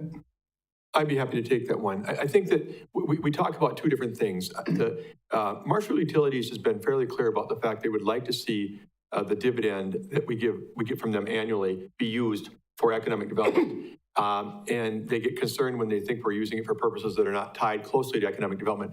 But that's different than our mandated requirement of how we spend it. I think we've historically been trying to spend it pretty close to economic development related purposes. But I think, and I'm going to look at the city attorney again, I think we've kind of come to the conclusion that lawfully, if they think that we're straying a little bit, we're not really under any obligation per se. I mean, in terms of what we're getting from them directly. Correct. The amount that ties to the dividend, which in this case is the $300,000 we're expecting in 2025. I mean, that's correct. I mean, we're not obligated to do that at that point. Hopefully that helps. Could I continue, please? I guess what I was getting at is, I think we've all discussed it multiple times. There are a lot of what we do at the city that is economic development. So as a, for instance, if we run into a situation kind of like we're in right now, that money could be applied. I mean, arguably Parks and Recreation is probably 75% minimum economic development. by the definition that we've been using. So theoretically, we could take whatever dollar amount it is and pay it toward an economic development portion of Parks and Rec budget, reappropriate that money back into the general fund and work with that. So I mean, moving forward, I just wanted to stress that point that they're seeing, and by all means, I want to continue to use it on economic development. I know statutorily we're probably not tied to that, but it can cause a serious impact with the utilities. So I just thinking outside the box a little bit, and there are ways that we can kind of make some of this stuff work. So that was all I had to say on that, but I do have one other question. Where did I put it? Oh, there's $53,000 for Chamber Business Development Director position. If the utility does put on an economic development person, are these the same type position, or what? I guess if someone could maybe explain if one of them we could save some money on or something, it's just a possibility. And actually, you know, Denise is in the audience. She and I met with Nick, come from Marshfield Utilities to talk about this. Looking at the job descriptions, there is overlap. There clearly is overlap between the business development director position and the position that they're scoping out at utilities. In fact, there's overlap if we continue the community development director position, which I'm suggesting we leave vacant for another year. All three of them kind of overlap in different ways. That's part of why I think maybe we leave our position out now and see how things shake out. Because we also then, you know, without a community development director, we have a consultant right now, Josh Miller with Cedar Corporation. But you're right. I mean, at least on paper, there's some overlap. But I think we have to see if utilities actually goes forward and hires a person of this nature. I think we need to see how it plays out in real life for 3, 6, 9 months. As far as, are we bumping heads, or are we meshing in a way that is really furthering economic development? That's my perspective. Do you have any more questions? All right, thank you so much, and sorry that I forgot I started in the middle. Okay, we're moving on to item H. And at this time, I will open the floor to motions. Once the motion has been made, it's been seconded, then we can do discussion. We will just everyone gets to discuss twice. So if you make the motion, that's your first time discussing, and then you can talk again, just to sort of not prolong the motions. All right, the floor is open. Mr. Varsho. What'd you say the League of Municipalities for the Common Council was 6,700 in the budget? Correct. And the mayor's was 1,300? Yeah, right. Yeah, that's correct. So I'm going to make a motion to remove those two from the budget and apply those to the staff members to raise their 1.75 up a little bit more. A second by Mr. Rigel.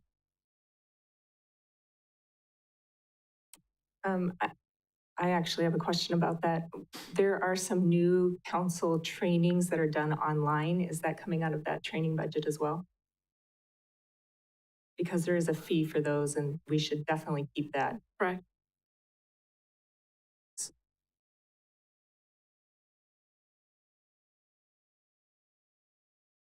Any discussion about that motion or a second?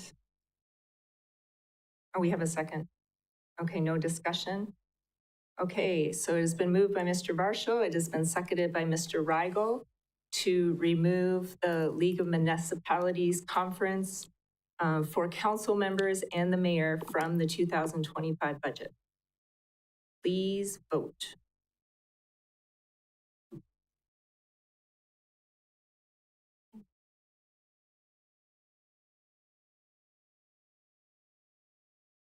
Mr. Mormon? Yes. Mr. Rigel? Yes. All right. So all in favor, that motion passes. Do we have any other motions? Oh, 1 second. Okay. I saw Mr. Rigel's hand go up. So let's start with him, and then Mrs. Spiros, yours can be next. Mr. Rigel. I'm not sure if it's a question or a motion and shouldn't be accountable, but I guess I'll make the motion, I'll be corrected when I'm wrong. I'll make a motion to amend the budget to account for the lack of having a public works director for 2 months in the amount of approximately $24,000. All right, we have a motion by Mr. Rigel. Do we have a second? We do by Mrs. Spiros. Any discussion or questions? Mr. Werman. Okay, so I just want to ask two questions. One would be, so I know that we're talking, we said it could take 3 to 6 months. 3 months would be starting December, because it sounds like Mr. Turchi's last day will be early December. Would we be better off suspending the position for Q1 of the year versus just 2 months? No. Would be my first question. Go ahead, Mr. Berg. Yeah, I'd be uncomfortable with that. I can kind of live with the end of February, but we're really hopeful of getting somebody on board. I know there's gonna be challenges. Sarah's alluded to that, but given the situation in that department right now, what they're dealing with it being down a civil engineer already and losing their director, I think going past February 28th would be a mistake. I mean, what Sarah's saying is correct. I mean, it may be into the spring before we get somebody, but I just wouldn't want to plan that way. I think it's important for us to try and get somebody on board, prior to that if we possibly can. Yeah, I don't disagree. And I was simply asking because I think when you break it into quarters, it's probably a little bit easier to plan for the budget. I also know that we have the potential to probably do budget resolutions next year. We may know more once we get a little bit more information here towards the end of the year. So I thought if we built that extra month, then it gives us a little bit of a buffer while also gives us the opportunity to adjust as needed. But I'm okay with that. I think the other question I wanted to ask then is just in terms of the wording of the motion, do we need to just submit the motion in terms of we want to delay hiring for 2 months or delay filling the position until March? Or is the way Mr. Rigel worded it, are we amending the entire budget at once? I just want to make sure, because I know with Attorney Wolfgram's memo, I want to make sure we're getting the right wording. The wording that I heard from Mr. Rigel was that we would use the 2 months of, adjust the budget so that 2 months of cost savings from an unfilled position would be used other places in the budget. Is that correct, Mr. Rigel? Correct. And just to explain it, the reason I didn't phrase it the way Mr. Warman suggested is I didn't want to give direction as to holding off on hiring it. I wanted to just assume that it's going to take, like Mr. Eschel said, conservatively 3 months. For that, so we'd assume 2 of those fall in 2025, assuming we start looking for that position right away. It could be less, it could be more, but for budgeting purposes, let's assume it's 2 months here and then move on from there. And I don't want to give direction as far as, well, we don't want to hire until March, or if we get it earlier, great. If it takes longer, okay, we deal with it. But I didn't want to hamstring the hiring process. That is a very good that's a very good clarification. That's exactly my thoughts. Thank you. Ms. Spiros, did you have a question?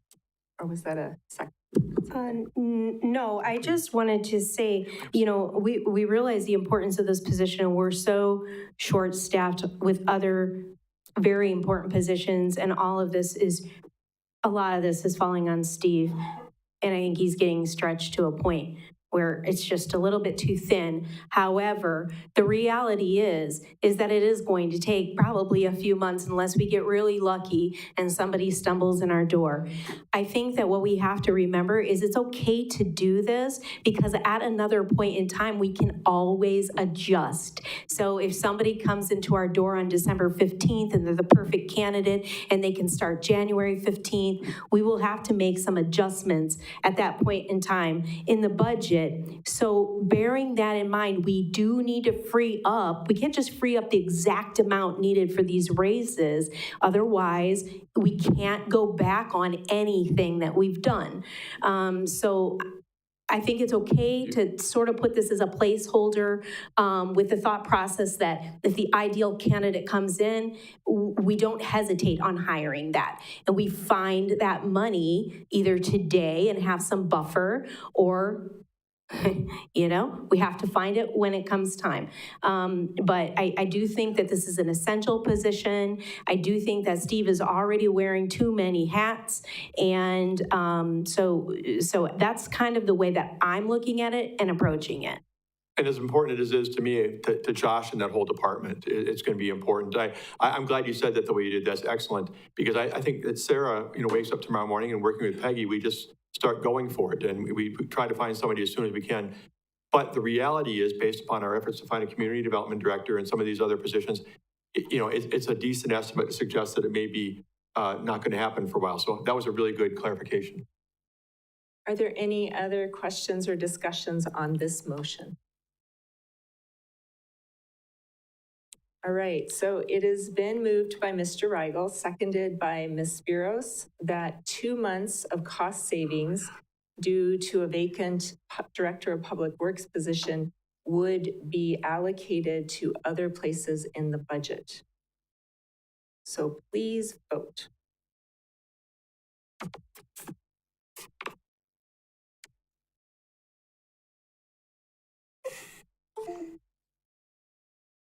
Mr. Werman? Yes. Mr. Rigel? Yes.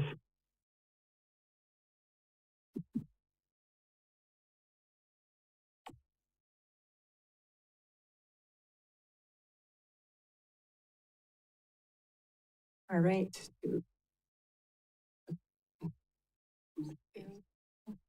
Oh, Mrs. Spiros, did you vote? She did. Oh, you have a motion. Okay, did that motion pass? Yeah. Yes, Yeah, thank you. that's been good. All right, Mrs. Spiros, do you have a motion? I do.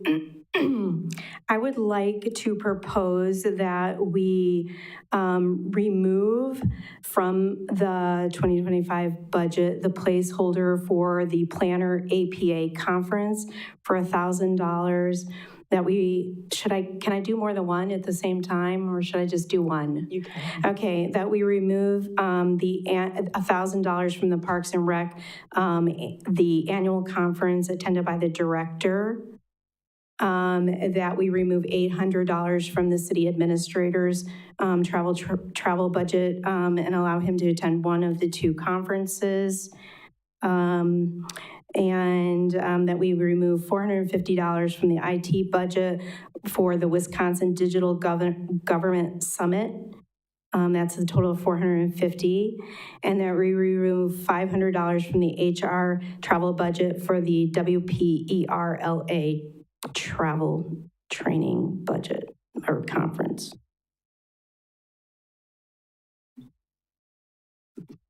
Okay, we have a motion by Mrs. Spiros, a second by Mr. O'Reilly. Are there any questions or comments?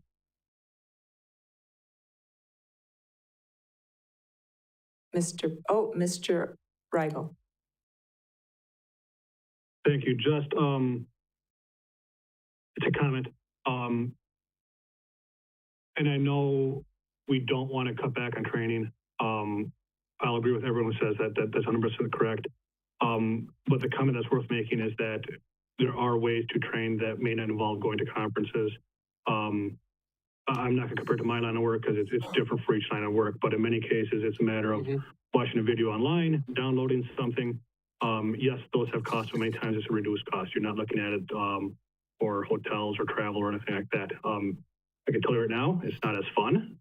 It's more fun going in person, but we're really trying to bleed the turnip here. So just want to emphasize, just because we're saying let's reduce this does not mean that we're trying to diminish the value of training, but rather trying to find for 1 year alternative ways to train these select employees. Mr. Barg, did you want to say something? Mr. O'Reilly. Thank you. I was just wondering, when we were talking about the dollar amounts, were these also including the HSA contributions, or was that just the wages that we were dealing with? We haven't talked about HSA contributions, at least not tonight. Okay, and then given the cuts that we've actually looked at already, do we have an idea of where we're at? I'm actually going to suggest that we take not to make this meeting any longer than it already is, but a 5-minute break at some point. to talk to finance staff and see where we're at from some of these numbers and be able to pull us together at the end when we get to that point. Mr. Rigel? I've been tracking it for what that's worth. Oh, fine. Okay. Did you want to enlighten us? I think we should just wait. Well, Okay, we can wait. I mean, that's fine. We're about 35,750. 35. Okay. Thank you. Mr. Bart? Thank you. Yeah, I'd just like to make a comment, kind of dovetailing on what Sarah said earlier. I'd like us, no matter what the outcome of this is with respect to any changes in travel and training, and I totally respect what Councilmember Spiros and others have said, but to look at it holistically, I mean, wages and benefits are really important. HSA contribution, the insurance, everything, but travel and training is also a part of that picture. Because we really need to build into our employees, and that's becoming incredibly important, especially as we have positions that aren't filled. We have individuals who hopefully are going to be ready to assume the next position when their supervisor leaves, and it's even more important than ever, I think, for us to be building into them with development opportunities. So I would just encourage us. I'm not saying we can't cut some of those costs, but I would encourage us to look at it all as part of the same package in terms of employee retention and recruitment as one. Are we getting the best? Are we training the best? Are we preparing the best to take over when people above them leave? And I'll just leave it at that. Okay, Mr. Werman? Yeah, and Steve, I appreciate that comment too, especially like somebody in my field, anything project program management related, like there's so much training that you have to do. And then in order to maintain certifications, I totally agree. And I would say, to reiterate Andy's point, I know I've kind of been belaboring this point the whole time we've been talking about this, but just 1 year.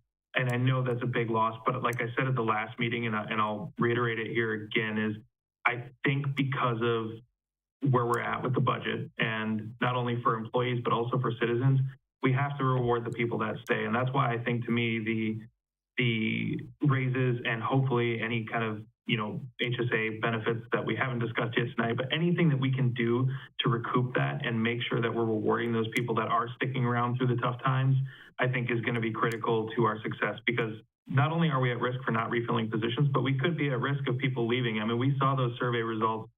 I don't remember if that was earlier this year, last year.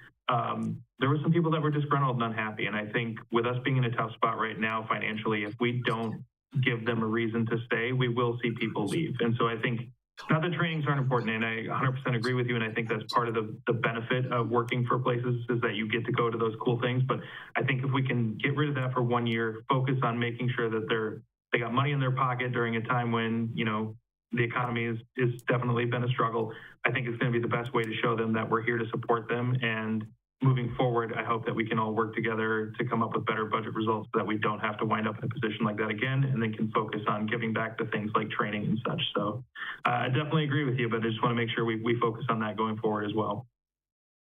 All right, Mrs. Spiros? I could sort of feel like the bad person here because I asked this question, but I'm gonna just kind of give you the reason why. Much of what just Derek said, but I want to really stress to you, this is only 1, 2, 3, 4, 5, 7 things. This list had hundreds on it, hundreds of conferences and trainings. I'm suggesting 7.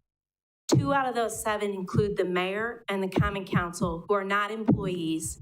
So we're talking about 5 employees missing a conference out of over 100 employees in the city. So I don't want to keep being made to feel the bad person here. Yes, training, all of that is super important. I understand the importance of keeping employees and all of this, but this is minuscule. And I just want to reiterate, this is 7 conferences total, 6 actually, because the mayor and the common council is the same conference. So I'm talking about 6 conferences that actually only affect 5 employees. Rebecca, just to clarify, I'm not criticizing you at all, not one bit. And these are not going to be devastating to us at all. You make a really good point. I was speaking at a higher level, just conceptually as we go forward, even beyond tonight. at the fact that we should consider it all part of the same package in terms of how we get, keep, and grow employees. Can we go without these 7 cuts? Absolutely. Well, I absolutely agree with you, and I actually want to make a correction. It actually only affects 4 employees because the planner is not an employee. We don't have one yet. True. So 4 employees, please keep that in mind when you're voting, and that's all I have to say about it. But again, not critical of you, just trying to hit a higher point about how we view training and travel. That's it. Nothing more. Is there any more discussion? So I'm just going to say, as part of my ability to discuss, so we have 30,000 from the pickleball. We have 6,000 that was found in the budget after the additions and the takeaways. We have added 6,700 from eliminating council and the mayor. So we're at about 42,700. If the library comes in, we're aiming for about 47.5. So we're about 5,000 short. And if I add up, if I was correct, this motion would be 2,750. So I was just clarifying that for people. Mr. Varsho, do you have a question? Did you take into account the Public Works 2 months they're sitting there? Oh. Or no? No, I didn't. So, I mean, at this point right now, I'm not quite sure. You know, we do, yeah, you're right. Never mind, thank you. All right, so we have a motion that to eliminate the planner conference, the Parks and Rec Director Conference, City Administrator Conference, 1 conference for IT, and 1 conference for HR in the 2025 budget, and it was seconded by Mr. O'Reilly. So please vote. Oh, Mr. Stauberg, I'm so sorry. Please vote. Yes, Mr. Stauberg. Just a question. So I'm not sure if it's directed at the chiefs or Alderman Spiros, but we got in the weeds looking at $100, $200 deductions. But when it came to fire and police, there's tens of thousands of dollars in travel and training. But we didn't get any detail from that. We just heard that there was a conversation that occurred. We don't know if it's justified or not. So I think it'd be appropriate for each of the chiefs maybe just to take the microphone and substantiate to us why we should have. Mr. Stauberg, could we do that after? Because this motion isn't related to Public Works. Okay. But it's a great question. And if you want to formulate that in a motion, it might help with discussion. All right, so at the moment, we still have a motion on the floor for eliminating those 5 conferences. Please vote.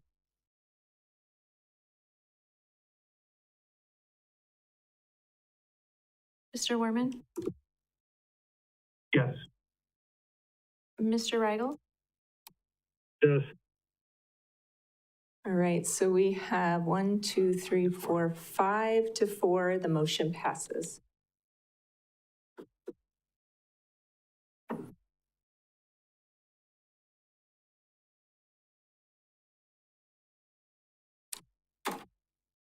We will, do we have? I think I wanted to hear from. Yeah, so Mr. Stauberg, did you have a motion that you wanted to? Where do we stand right now as far as the gap? We were keeping count, I think. You know, we could do a recess and have Mr. Barg and Finance convene and maybe give us a report if that. Yeah, I think that'd be good. Okay, so do you need, how much time do you need? We have 8 to 10 minutes. Okay. We have 10. We're doing a 10-minute recess. So we'll reconvene at 9:03. That's where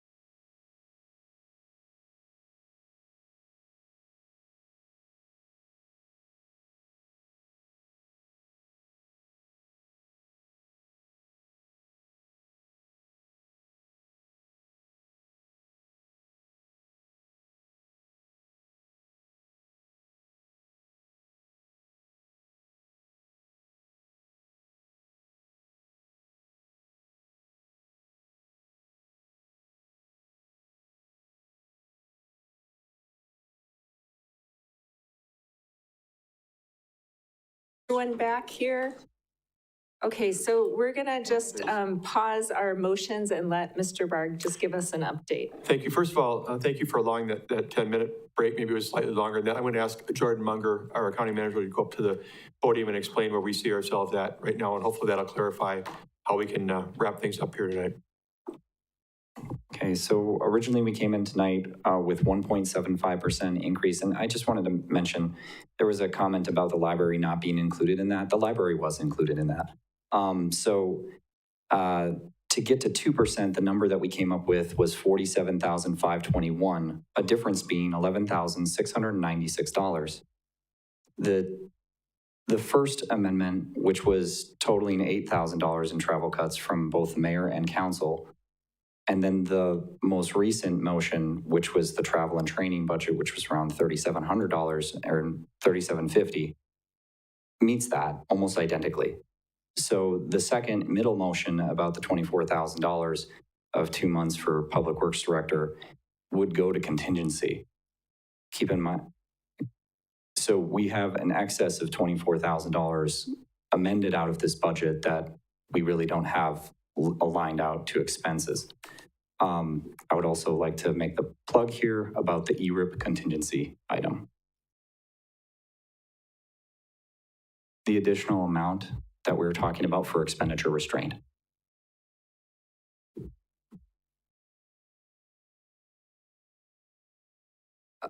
Jennifer is now coming up to the podium. It's just a reminder that we will need a motion for that amount, that's all. Okay. Thank you. All right, so we're gonna, did you have a question about that, Mr. Reigel?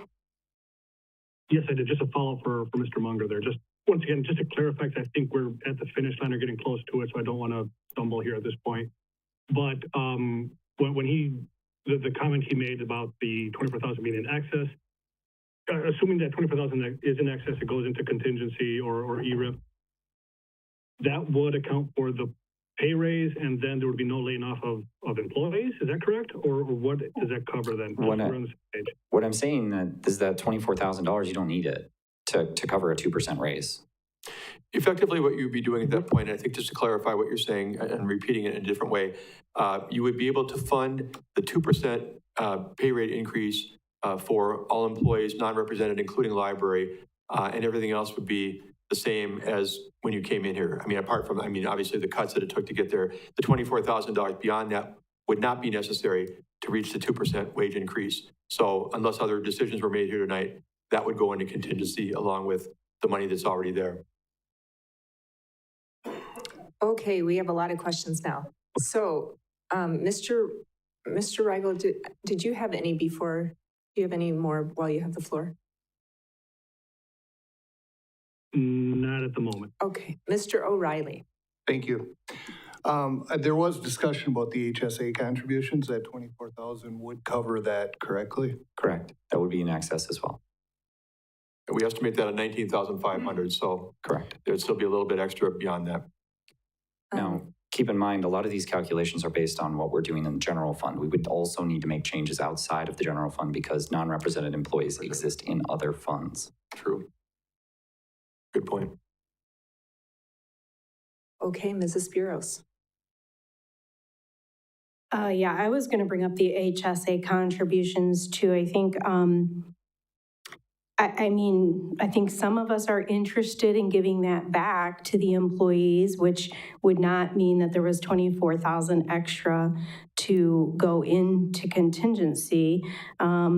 If we made a motion to fund that, we would then be down to, 4,500 extra, which still has that place, you still have that spot of 2 months of not hiring for Tom's position, if I'm not mistaken, correct?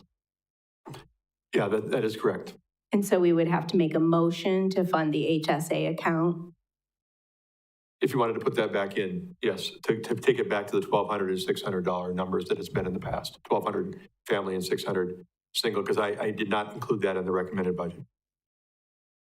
All right, so are we taking motions right now, or are these still questions? Can I have Mr. Fire ask his question? I'll come right back to you. Yeah.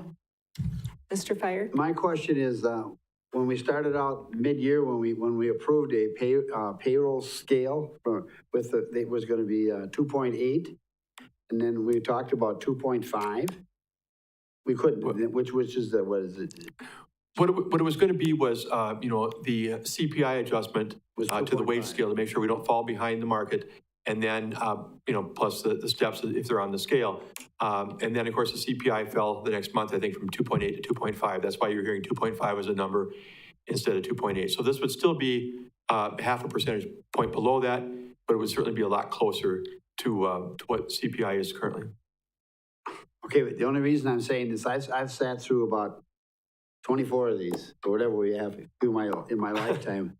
And we've always said, oh, we're going to give you 2%. Back in those days, we were given 1.5 or 1.7, and then we'd give them 0.75%. And every time we promise them something technically on paper, we don't give it to them. And I think that if we have a chance to be able to make that 2.5 at this time with the employees that we're trying to retain, I think that we should look at that extra 0.5% and just do it.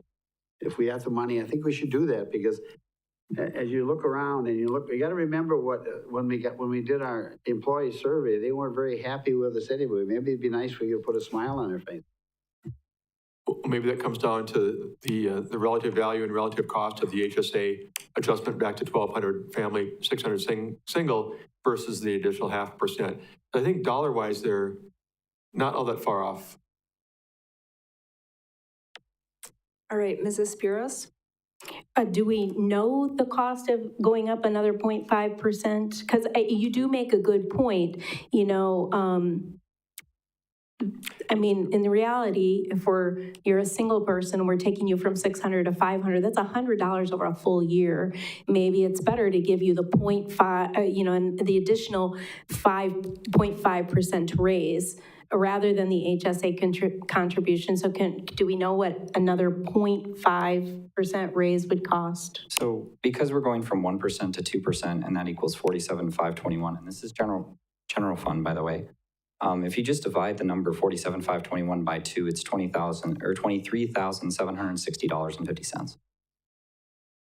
So, which is effectively the dollar amount you're talking about with 2 months of the Public Works Director. Okay, thank you. Do I still have the floor? You do. Okay, I would like to make another motion, and I would like to take the previously approved $30,000 that we agreed to give downtown Marshfield. I would like to cut that back to $10,000, take the $20,000 and put it back in the general fund, which would then be used for employee wage increases.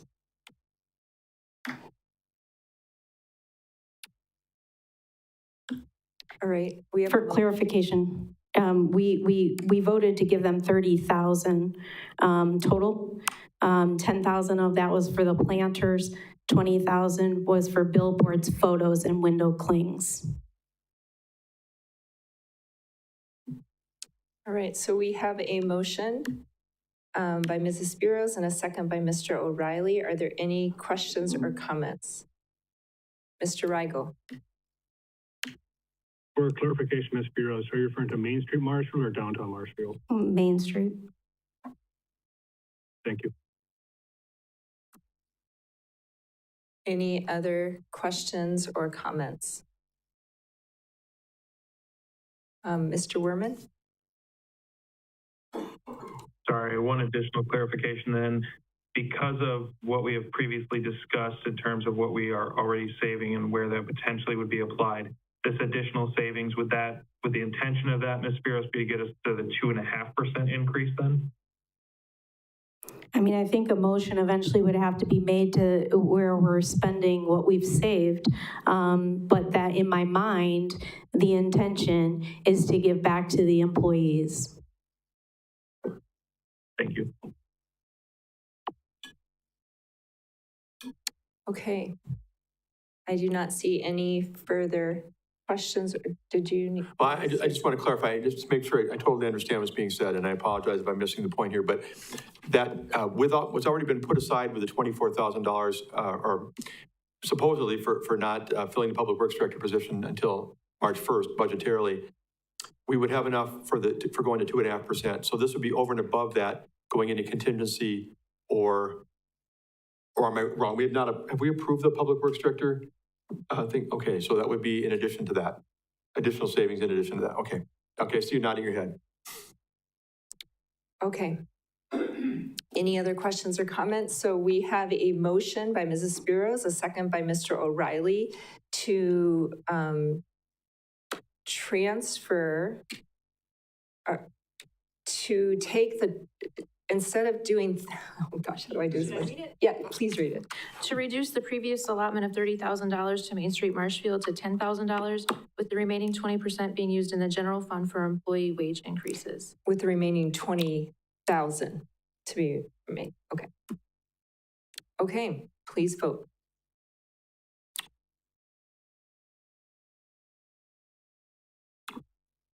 Mr. Werman?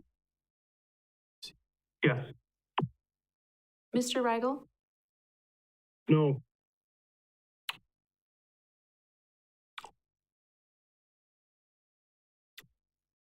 All right, so that motion passes with 7-2. Do we have any other motions?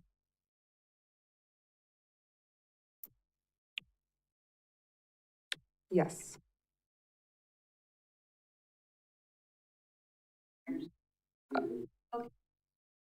For clarification purposes, we haven't made any motions to where all of the savings has gone. I believe we have to do that, correct? I mean, it was sort of in the last motion that it go toward employee wages, but I believe we have to actually make motions as to where the savings is going. Yeah, I would agree. I would agree. Yes. And we have not had those, you're right. Right, because we have had no motions. We've talked about $24,000 as a placeholder for Tom's spot, things like that. The only motions we've actually made are the travel cut motions and the kind of loose motion that I just made to put the $20,000 back into employee wages. But I think we need more specific motions, if I'm not mistaken. Yeah, you're right. Everything that's been done to date has been about savings. You're correct. I believe. I don't believe there's any other expenditures that have been increased at this point. The last motion, she specifically said in that motion for employee wage increase, which is what was repeated back. Oh, okay. Correct. I was thinking prior. Okay. I think Mr. Fire had a motion, so before I acknowledge yours, did you have a motion, Mr. Fire? Okay. Okay, right now, is the pay raise going to be 2.5? Is that what I'm hearing? Okay, that was my motion. I thought I had to make a motion that we would raise it. You do need to make that motion. I make a motion that we'll make a motion that we will pay our employees an increase of 2.5%. And Mr. Varsho seconds that motion. Any questions or discussion about that motion? Mr. Werman. Yeah, I just wanted to hopefully clarify, and I apologize because I know this is going to be an ask of someone, but as we make these motions, can we get updates on the current savings and what it would be offsetting? So in this case, Mr. Fire suggested the 2.5% wage increase. If we could get a number assigned to that and what that would leave us from the remaining savings tonight, so that we have some clarity. It doesn't have to be in the motion, but I just want to be clear so that we don't essentially extend or, leave money on the table that we could be applying to help offset some of these. So if we could do that, that would be super helpful. That's a good point, and we can do that. If I'm tracking correctly, that probably is roughly $20,000 or $21,000 at this point, additional to the contingency that you started this evening with as a result of this evening. And again, I say if I'm tracking right, I would defer to follow up by finance staff as well. But yeah, we can definitely do what you're asking. Okay, Mr. O'Reilly. Thank you. Are we going to also need that for the HSA contributions then? Because we dealt with the wage but I'm assuming Yeah, we'd have to make that motion as Yeah, well. if that's your Okay. intent, yes. Thank you. Yep. And that would cover about the additional $20,000 that we're talking about if that motion was made. Okay, Jordan, is it possible, do you know where we are? I'm, Oh, yeah, there's a motion. okay, then we'll ask you where we are after the voting. Okay, so we have a motion on the floor. It is by Mr. Fire and seconded by Mr. Varsho. It is to increase the staff wages by 2.5%.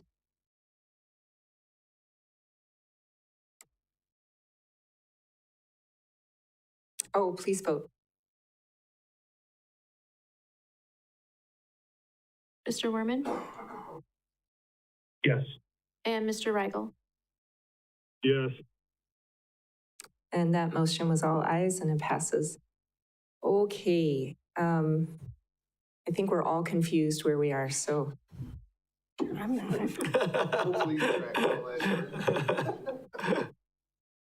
What's to be confused about?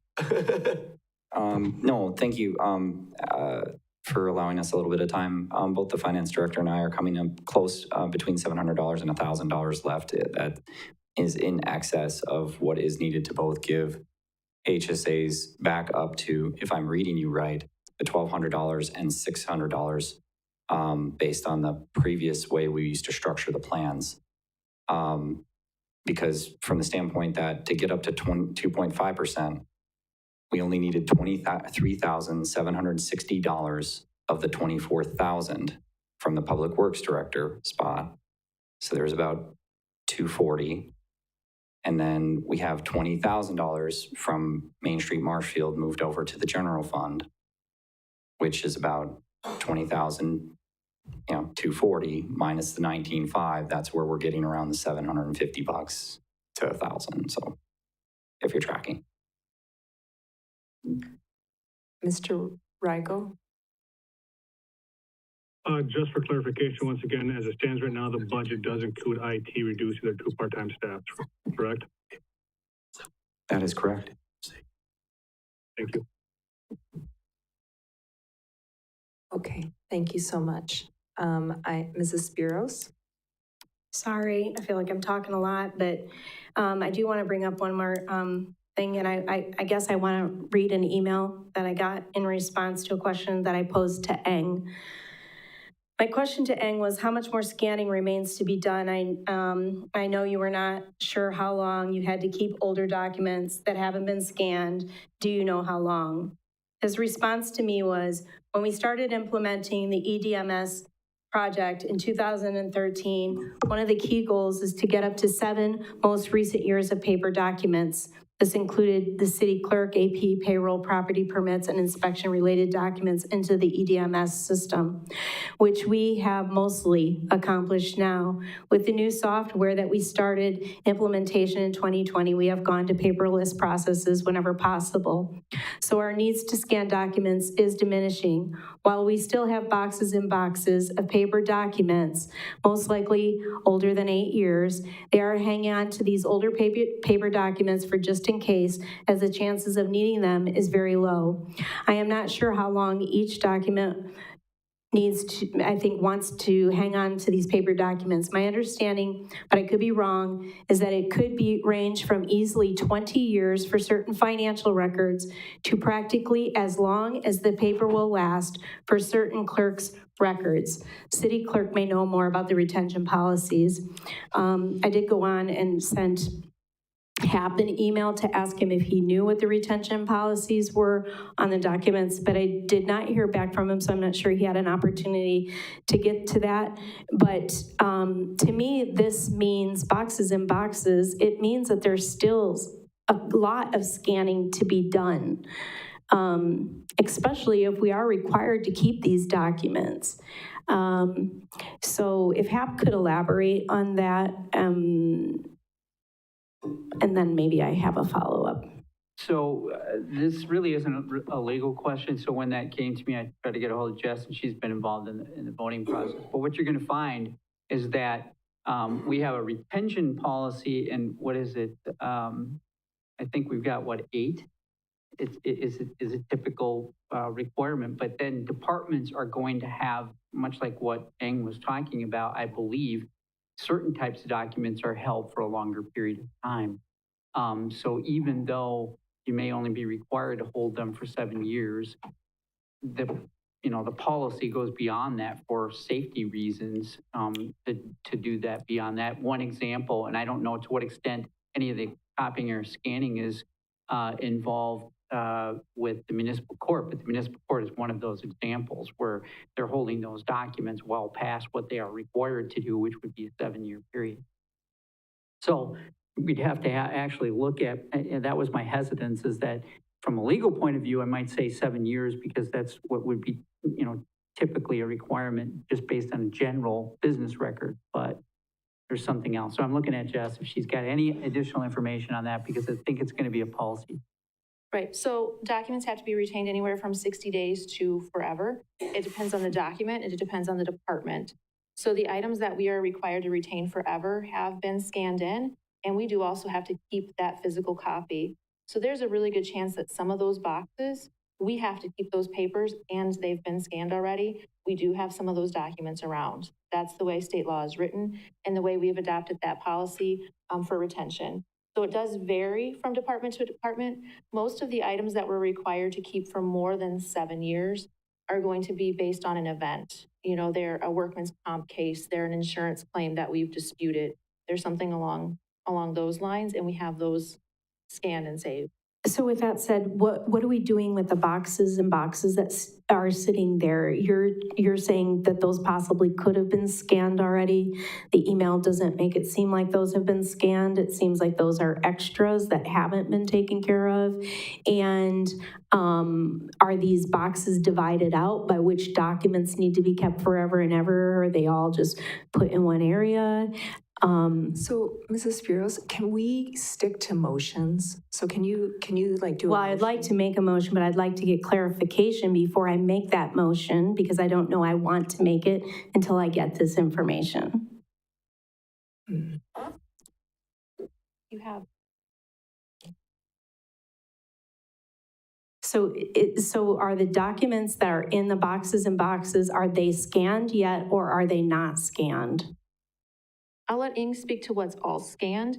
But in addition to that, I just want to add that for the boxes and boxes, even if we are keeping them forever, they are divided and marked for this box can be shred in 2027. I have some in my file room that can be shred in 2053. I mean, it's a very strategic process we've been working through. Yep. So we do have a lot of documents that are not scanned in. And the thing is, there may be documents that we may never want to scan in just because we are hanging on to them for just in case. If, I asked finance as an example, they respond back. If there's something that we have debt on the thing, we have to keep those until the debt is paid off, or at least for 20 years or what have you. That's why there's some that are 20 years. And the thing is, there may be documents that we simply hang on. If there's a request, we can still reproduce them from paper to paper, like making copies. So that might be an example of why they hang on to the documents, but they don't necessarily get scanned in. So the thing is, we would need to involve the pertaining department like finance in order for them to identify to see if they want to destroy any document, then it would generate the shredding works. If they do want to scan in, then it generates the scanning work. So by this point in time, as far as we know, there's no request to do any additional scan beyond what we have already done. So that's part of the reason of some of the position being considered being eliminated. So if I'm understanding you, you feel like everything that should be scanned is scanned by now? As far as the request that we received, yes. But certainly if they change their mind and say, I want 10 years instead of 7 or 20 years scan in, that would change. Right, I understand what you're saying. I just wanted to clarify. So at this point, you feel like you're pretty good with the scanning because you haven't gotten any requests from department heads that say, I need this box scanned into. That's correct. Got you. Thank you very much. Okay, oh, Mr. O'Reilly. Thank you. Not sure excuse me, which way this will go, but I think at this time I'll make a motion to take that additional roughly 20,000, pay half of the HSA and use the rest for the scanning position to continue on with what they were doing. Okay, we have a motion by Mr. O'Reilly and a second by Mr. Fire. Are there any questions or discussion? Mr. Bard. Thinking maybe just a clarification, half of the HSA, so that we find another funding source to fill the gap to get back to 1,200 and 600, or that we do something less than 1,200 and 600? What's your intent? Yeah, I was looking at half of the amount that was cut. Because if we had 20,000, the job was roughly 11,000, and so it's right in that 20,000 range. Okay. Okay. Okay, any other questions or discussion for that motion? Can I make a comment? Oh, Mr. Werman.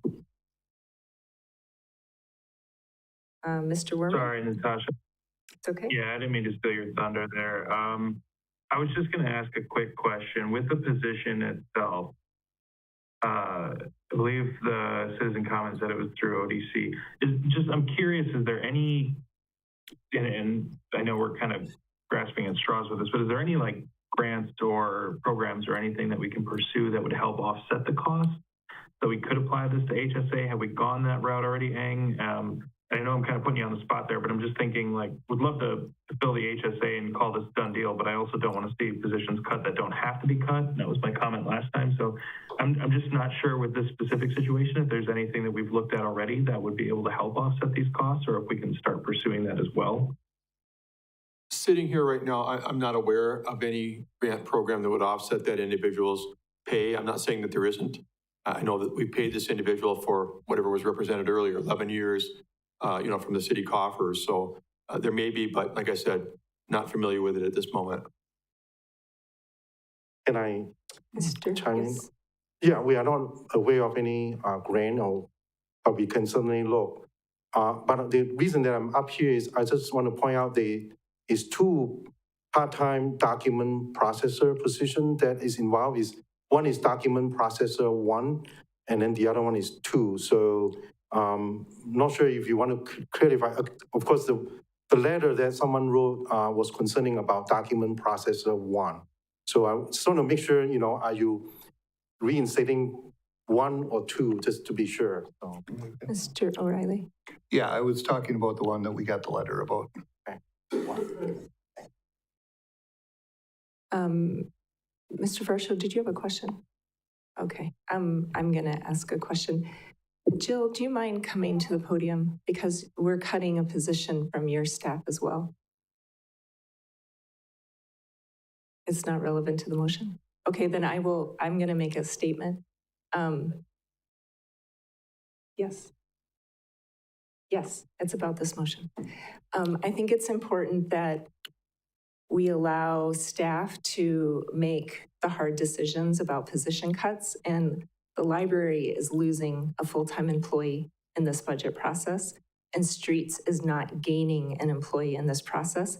I understand that it's really hard when certain circumstances come up, especially when we get letters, and I understand that can be difficult, but we are also cutting another position with benefits, and that is going to affect that family as well.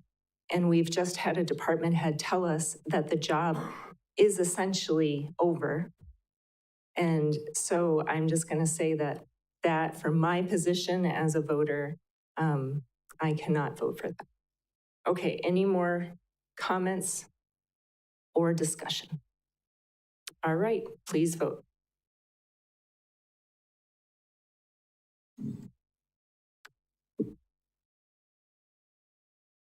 Mr. Werman? Yes. Mr. Rigel?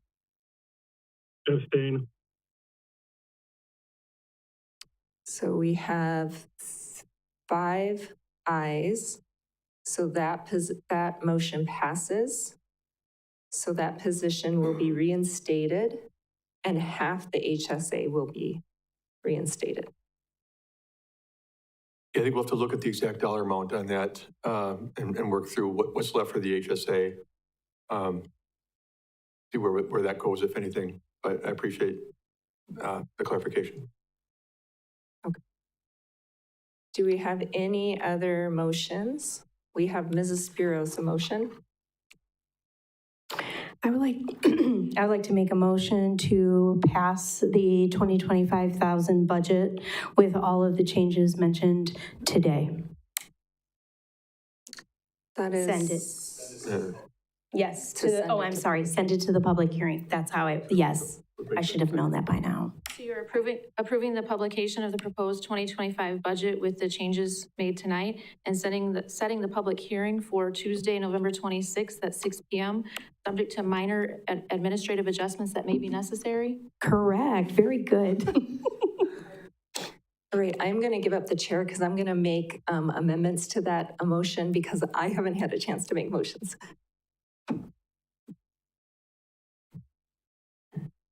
Give a second. Yeah. I see it.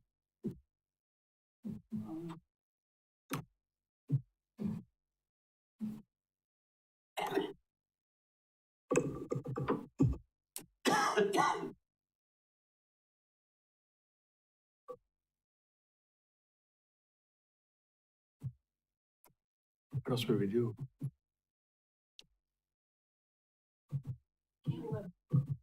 I agree with you. It's 2-1. Go ahead. All right, call him Lois. I mean, you are Lois. Well, I am, yes, yes. Alderman Tompkins? Thank you. I have two amendments for us to consider. The first would be that any travel grants or training grants that the police department receives, that money would go back into the general fund to allow for the people who have lost funding for their conferences to be funded for their conferences.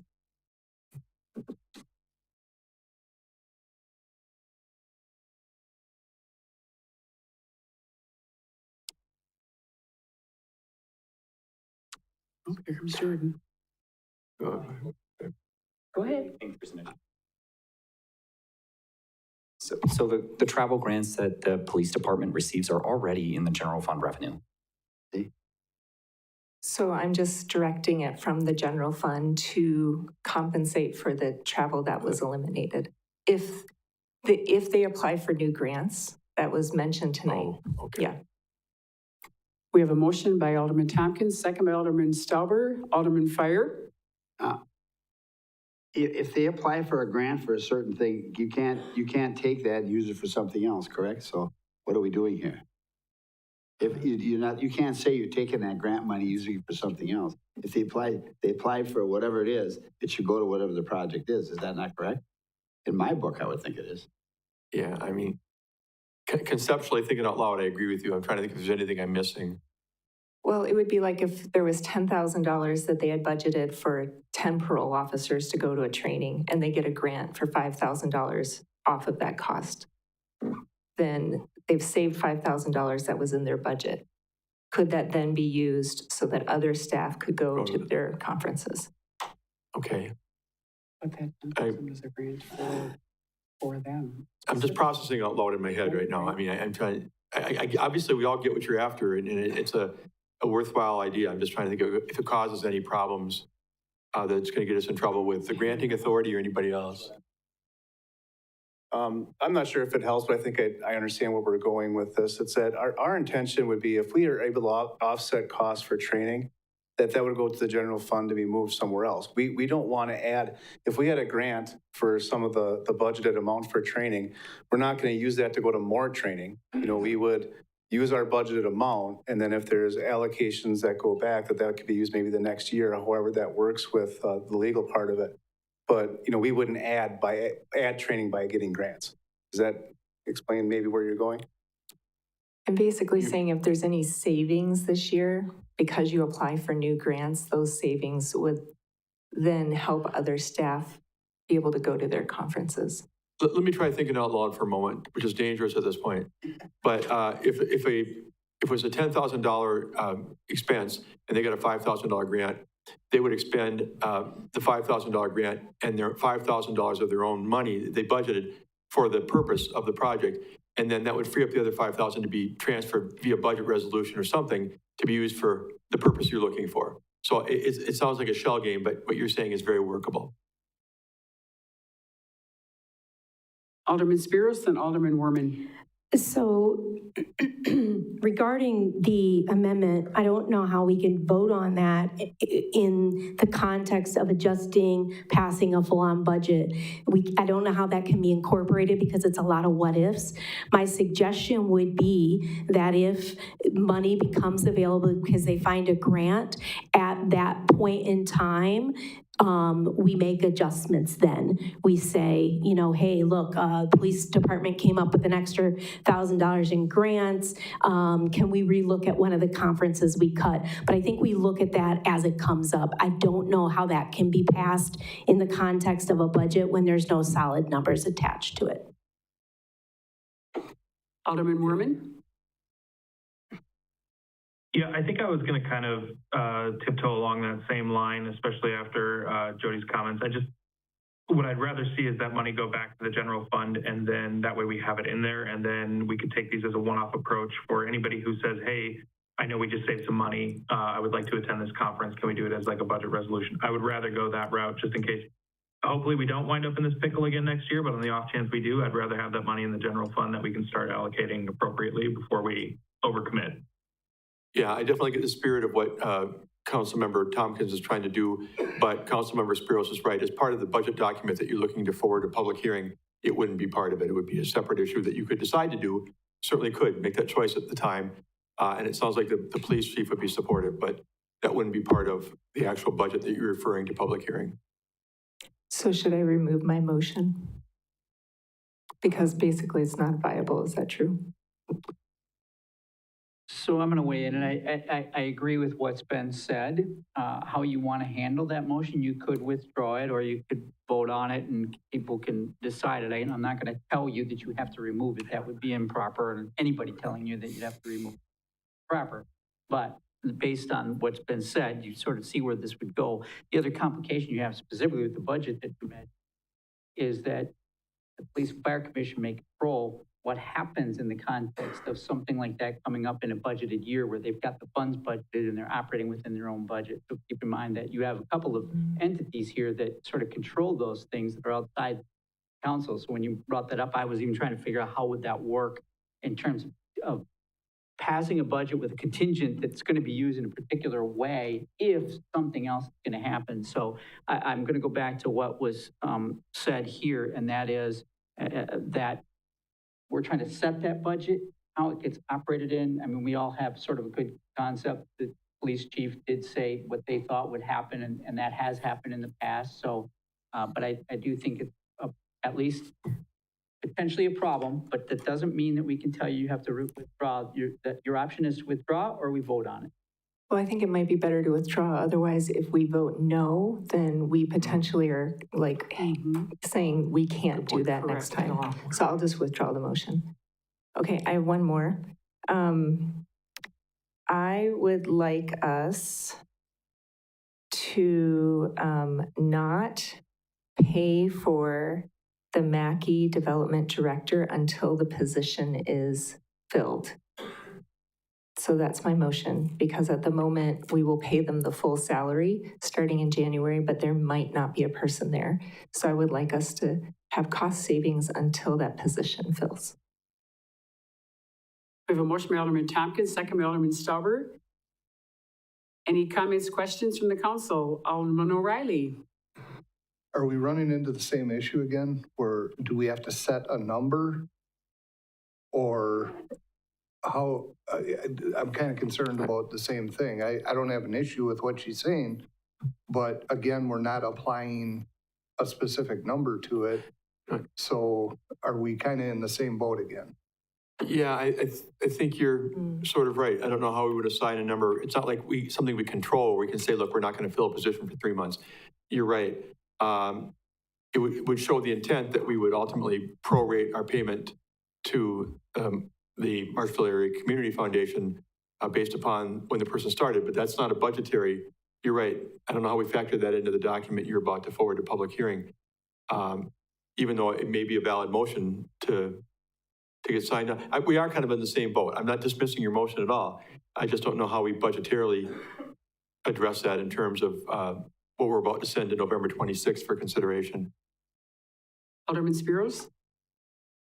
Would it be possible to just not fund the position at all in 2025, or go forward and say we're not funding it all, not with really the intention of not funding it, but put all of that back in to the budget, put it in contingency, and then when they hire a position, then we revisit making the payment? That's a great idea, because then we don't have to worry about, the money's in contingency, we can have a vote to start allocating it when that position is filled, is what you're saying. Okay, so can I restate the motion, or does it have to be an amendment or amendment? Okay, so the amendment would be that we would take the Mackey position out of the 2025 position budget until, I guess, I don't know if we can say contingency, because I don't think we can do that. Well, the Mackey payment is being slated from the 205 fund, so that would not do any direct benefit to the general fund if that's what you're trying to maneuver. I'm just trying to not pay for things we don't. So what you can do is, if that's your intention, you would just say to remove it from the 205 funds budget. Okay.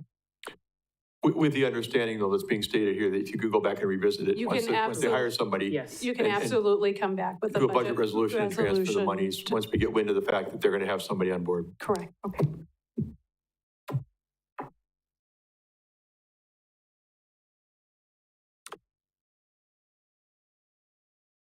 I think it Alderman Tompkins makes that motion, and Alderman Stauber, do you agree with that motion? Any other questions, comments from the council? Alderman Varsho? If they don't have a person there, would we be paying them anyway? We would be. We would. So if they don't have a position, no physical person the first month in January, we would give them money for someone not working. Well, we're giving it theoretically for the work being done that we're expecting in terms of business retention, business, and so forth. Imagine Denise could call me tomorrow and say, even if we don't have somebody hired, we can find a way to do that. But we certainly don't want to be paying for something we're not getting, I think is the point of this conversation. And we would be, if she sends me an invoice for the first 3 months and they don't have a position there, I'm going to be hard pressed to not pay it if they're representing that in fact they're doing these things. I think if your desire is to not be paying that until they have somebody in the position of business development director, it's best to clarify that. In my opinion. Maybe others have other opinions. Any other discussion, questions? Seeing none, please vote. Certainly. There's currently an amendment on the floor to remove the Mackey Business Development Director position from the 2025 205 fund budget with the ability to revisit when the position is filled. Now, please vote. Mr. Werman? Yes. Mr. Rigel? Yes.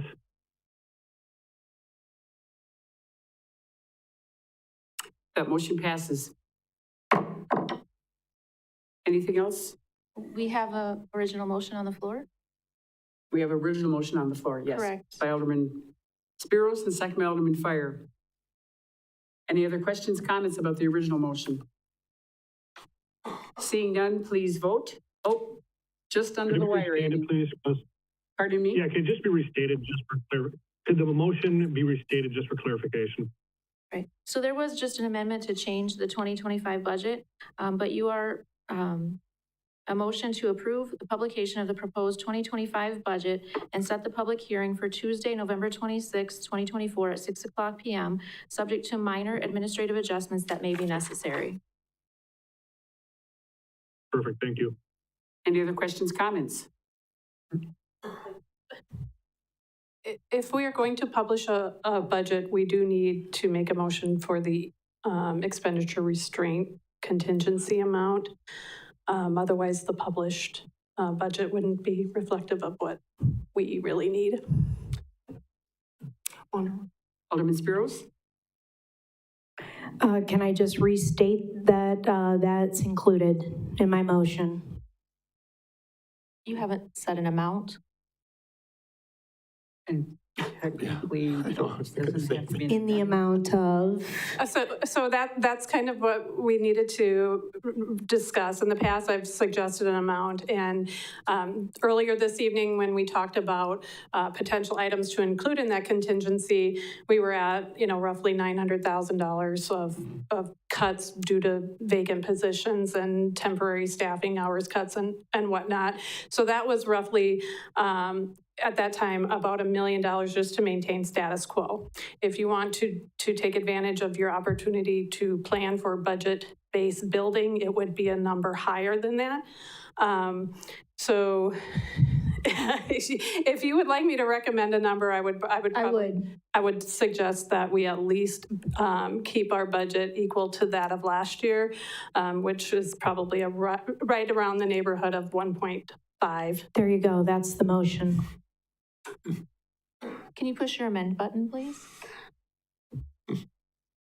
I'm pushing it. Okay, there you go.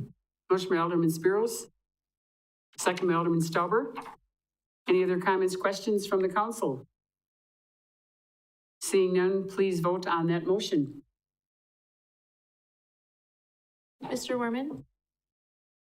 Yes. And Mr. Rigel? Yes. That motion passes.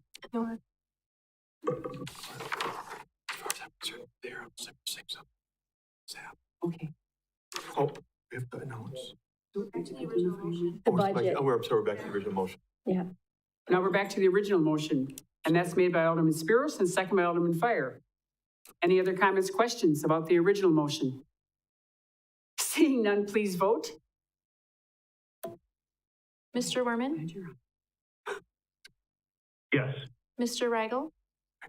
Yes. Motion passes. Thank you. Moving on to item I. Oh, no, item J, excuse me. I don't know if we did I officially. We need a motion for I. Okay. Or did we already set the public hearing? We already officially? did, yep. That was part of the motion. Okay, original okay. Yep. So item J, identify any suggested items for future review and consideration not in the 2025 budget. Alderman Tompkins? I would just say, for the sake of time, that maybe people could email these to Mr. Barg. The intention was for any of those long-term things that we should start tackling. I remember, like, Mrs. Spiros brought up some, Mr. Stauber brought up some, and Mr. Giles did as well. So if there's some budget-saving things that you would really like to tackle, if you could send it to Mr. Barg, and then the hope would be, starting in November, we would start to really say, hey, you're point person for this, start working on it. Yeah, especially if there's things that would need to be baked, for a while before they ever came back to this body for consideration. If you're looking ahead to the 2026 budget, and this would play well into the strategic planning too. So we talked about some broad things in the last 3 meetings, those types of things. We're on to item N, adjournment. Who would like to adjourn the meeting? Motion by Alderman O'Reilly, second by Alderman Fire. Please vote. Mr. Werman? I mean, I guess. Mr. Rigel? Yes. We are adjourned. Thank you all. Thank you.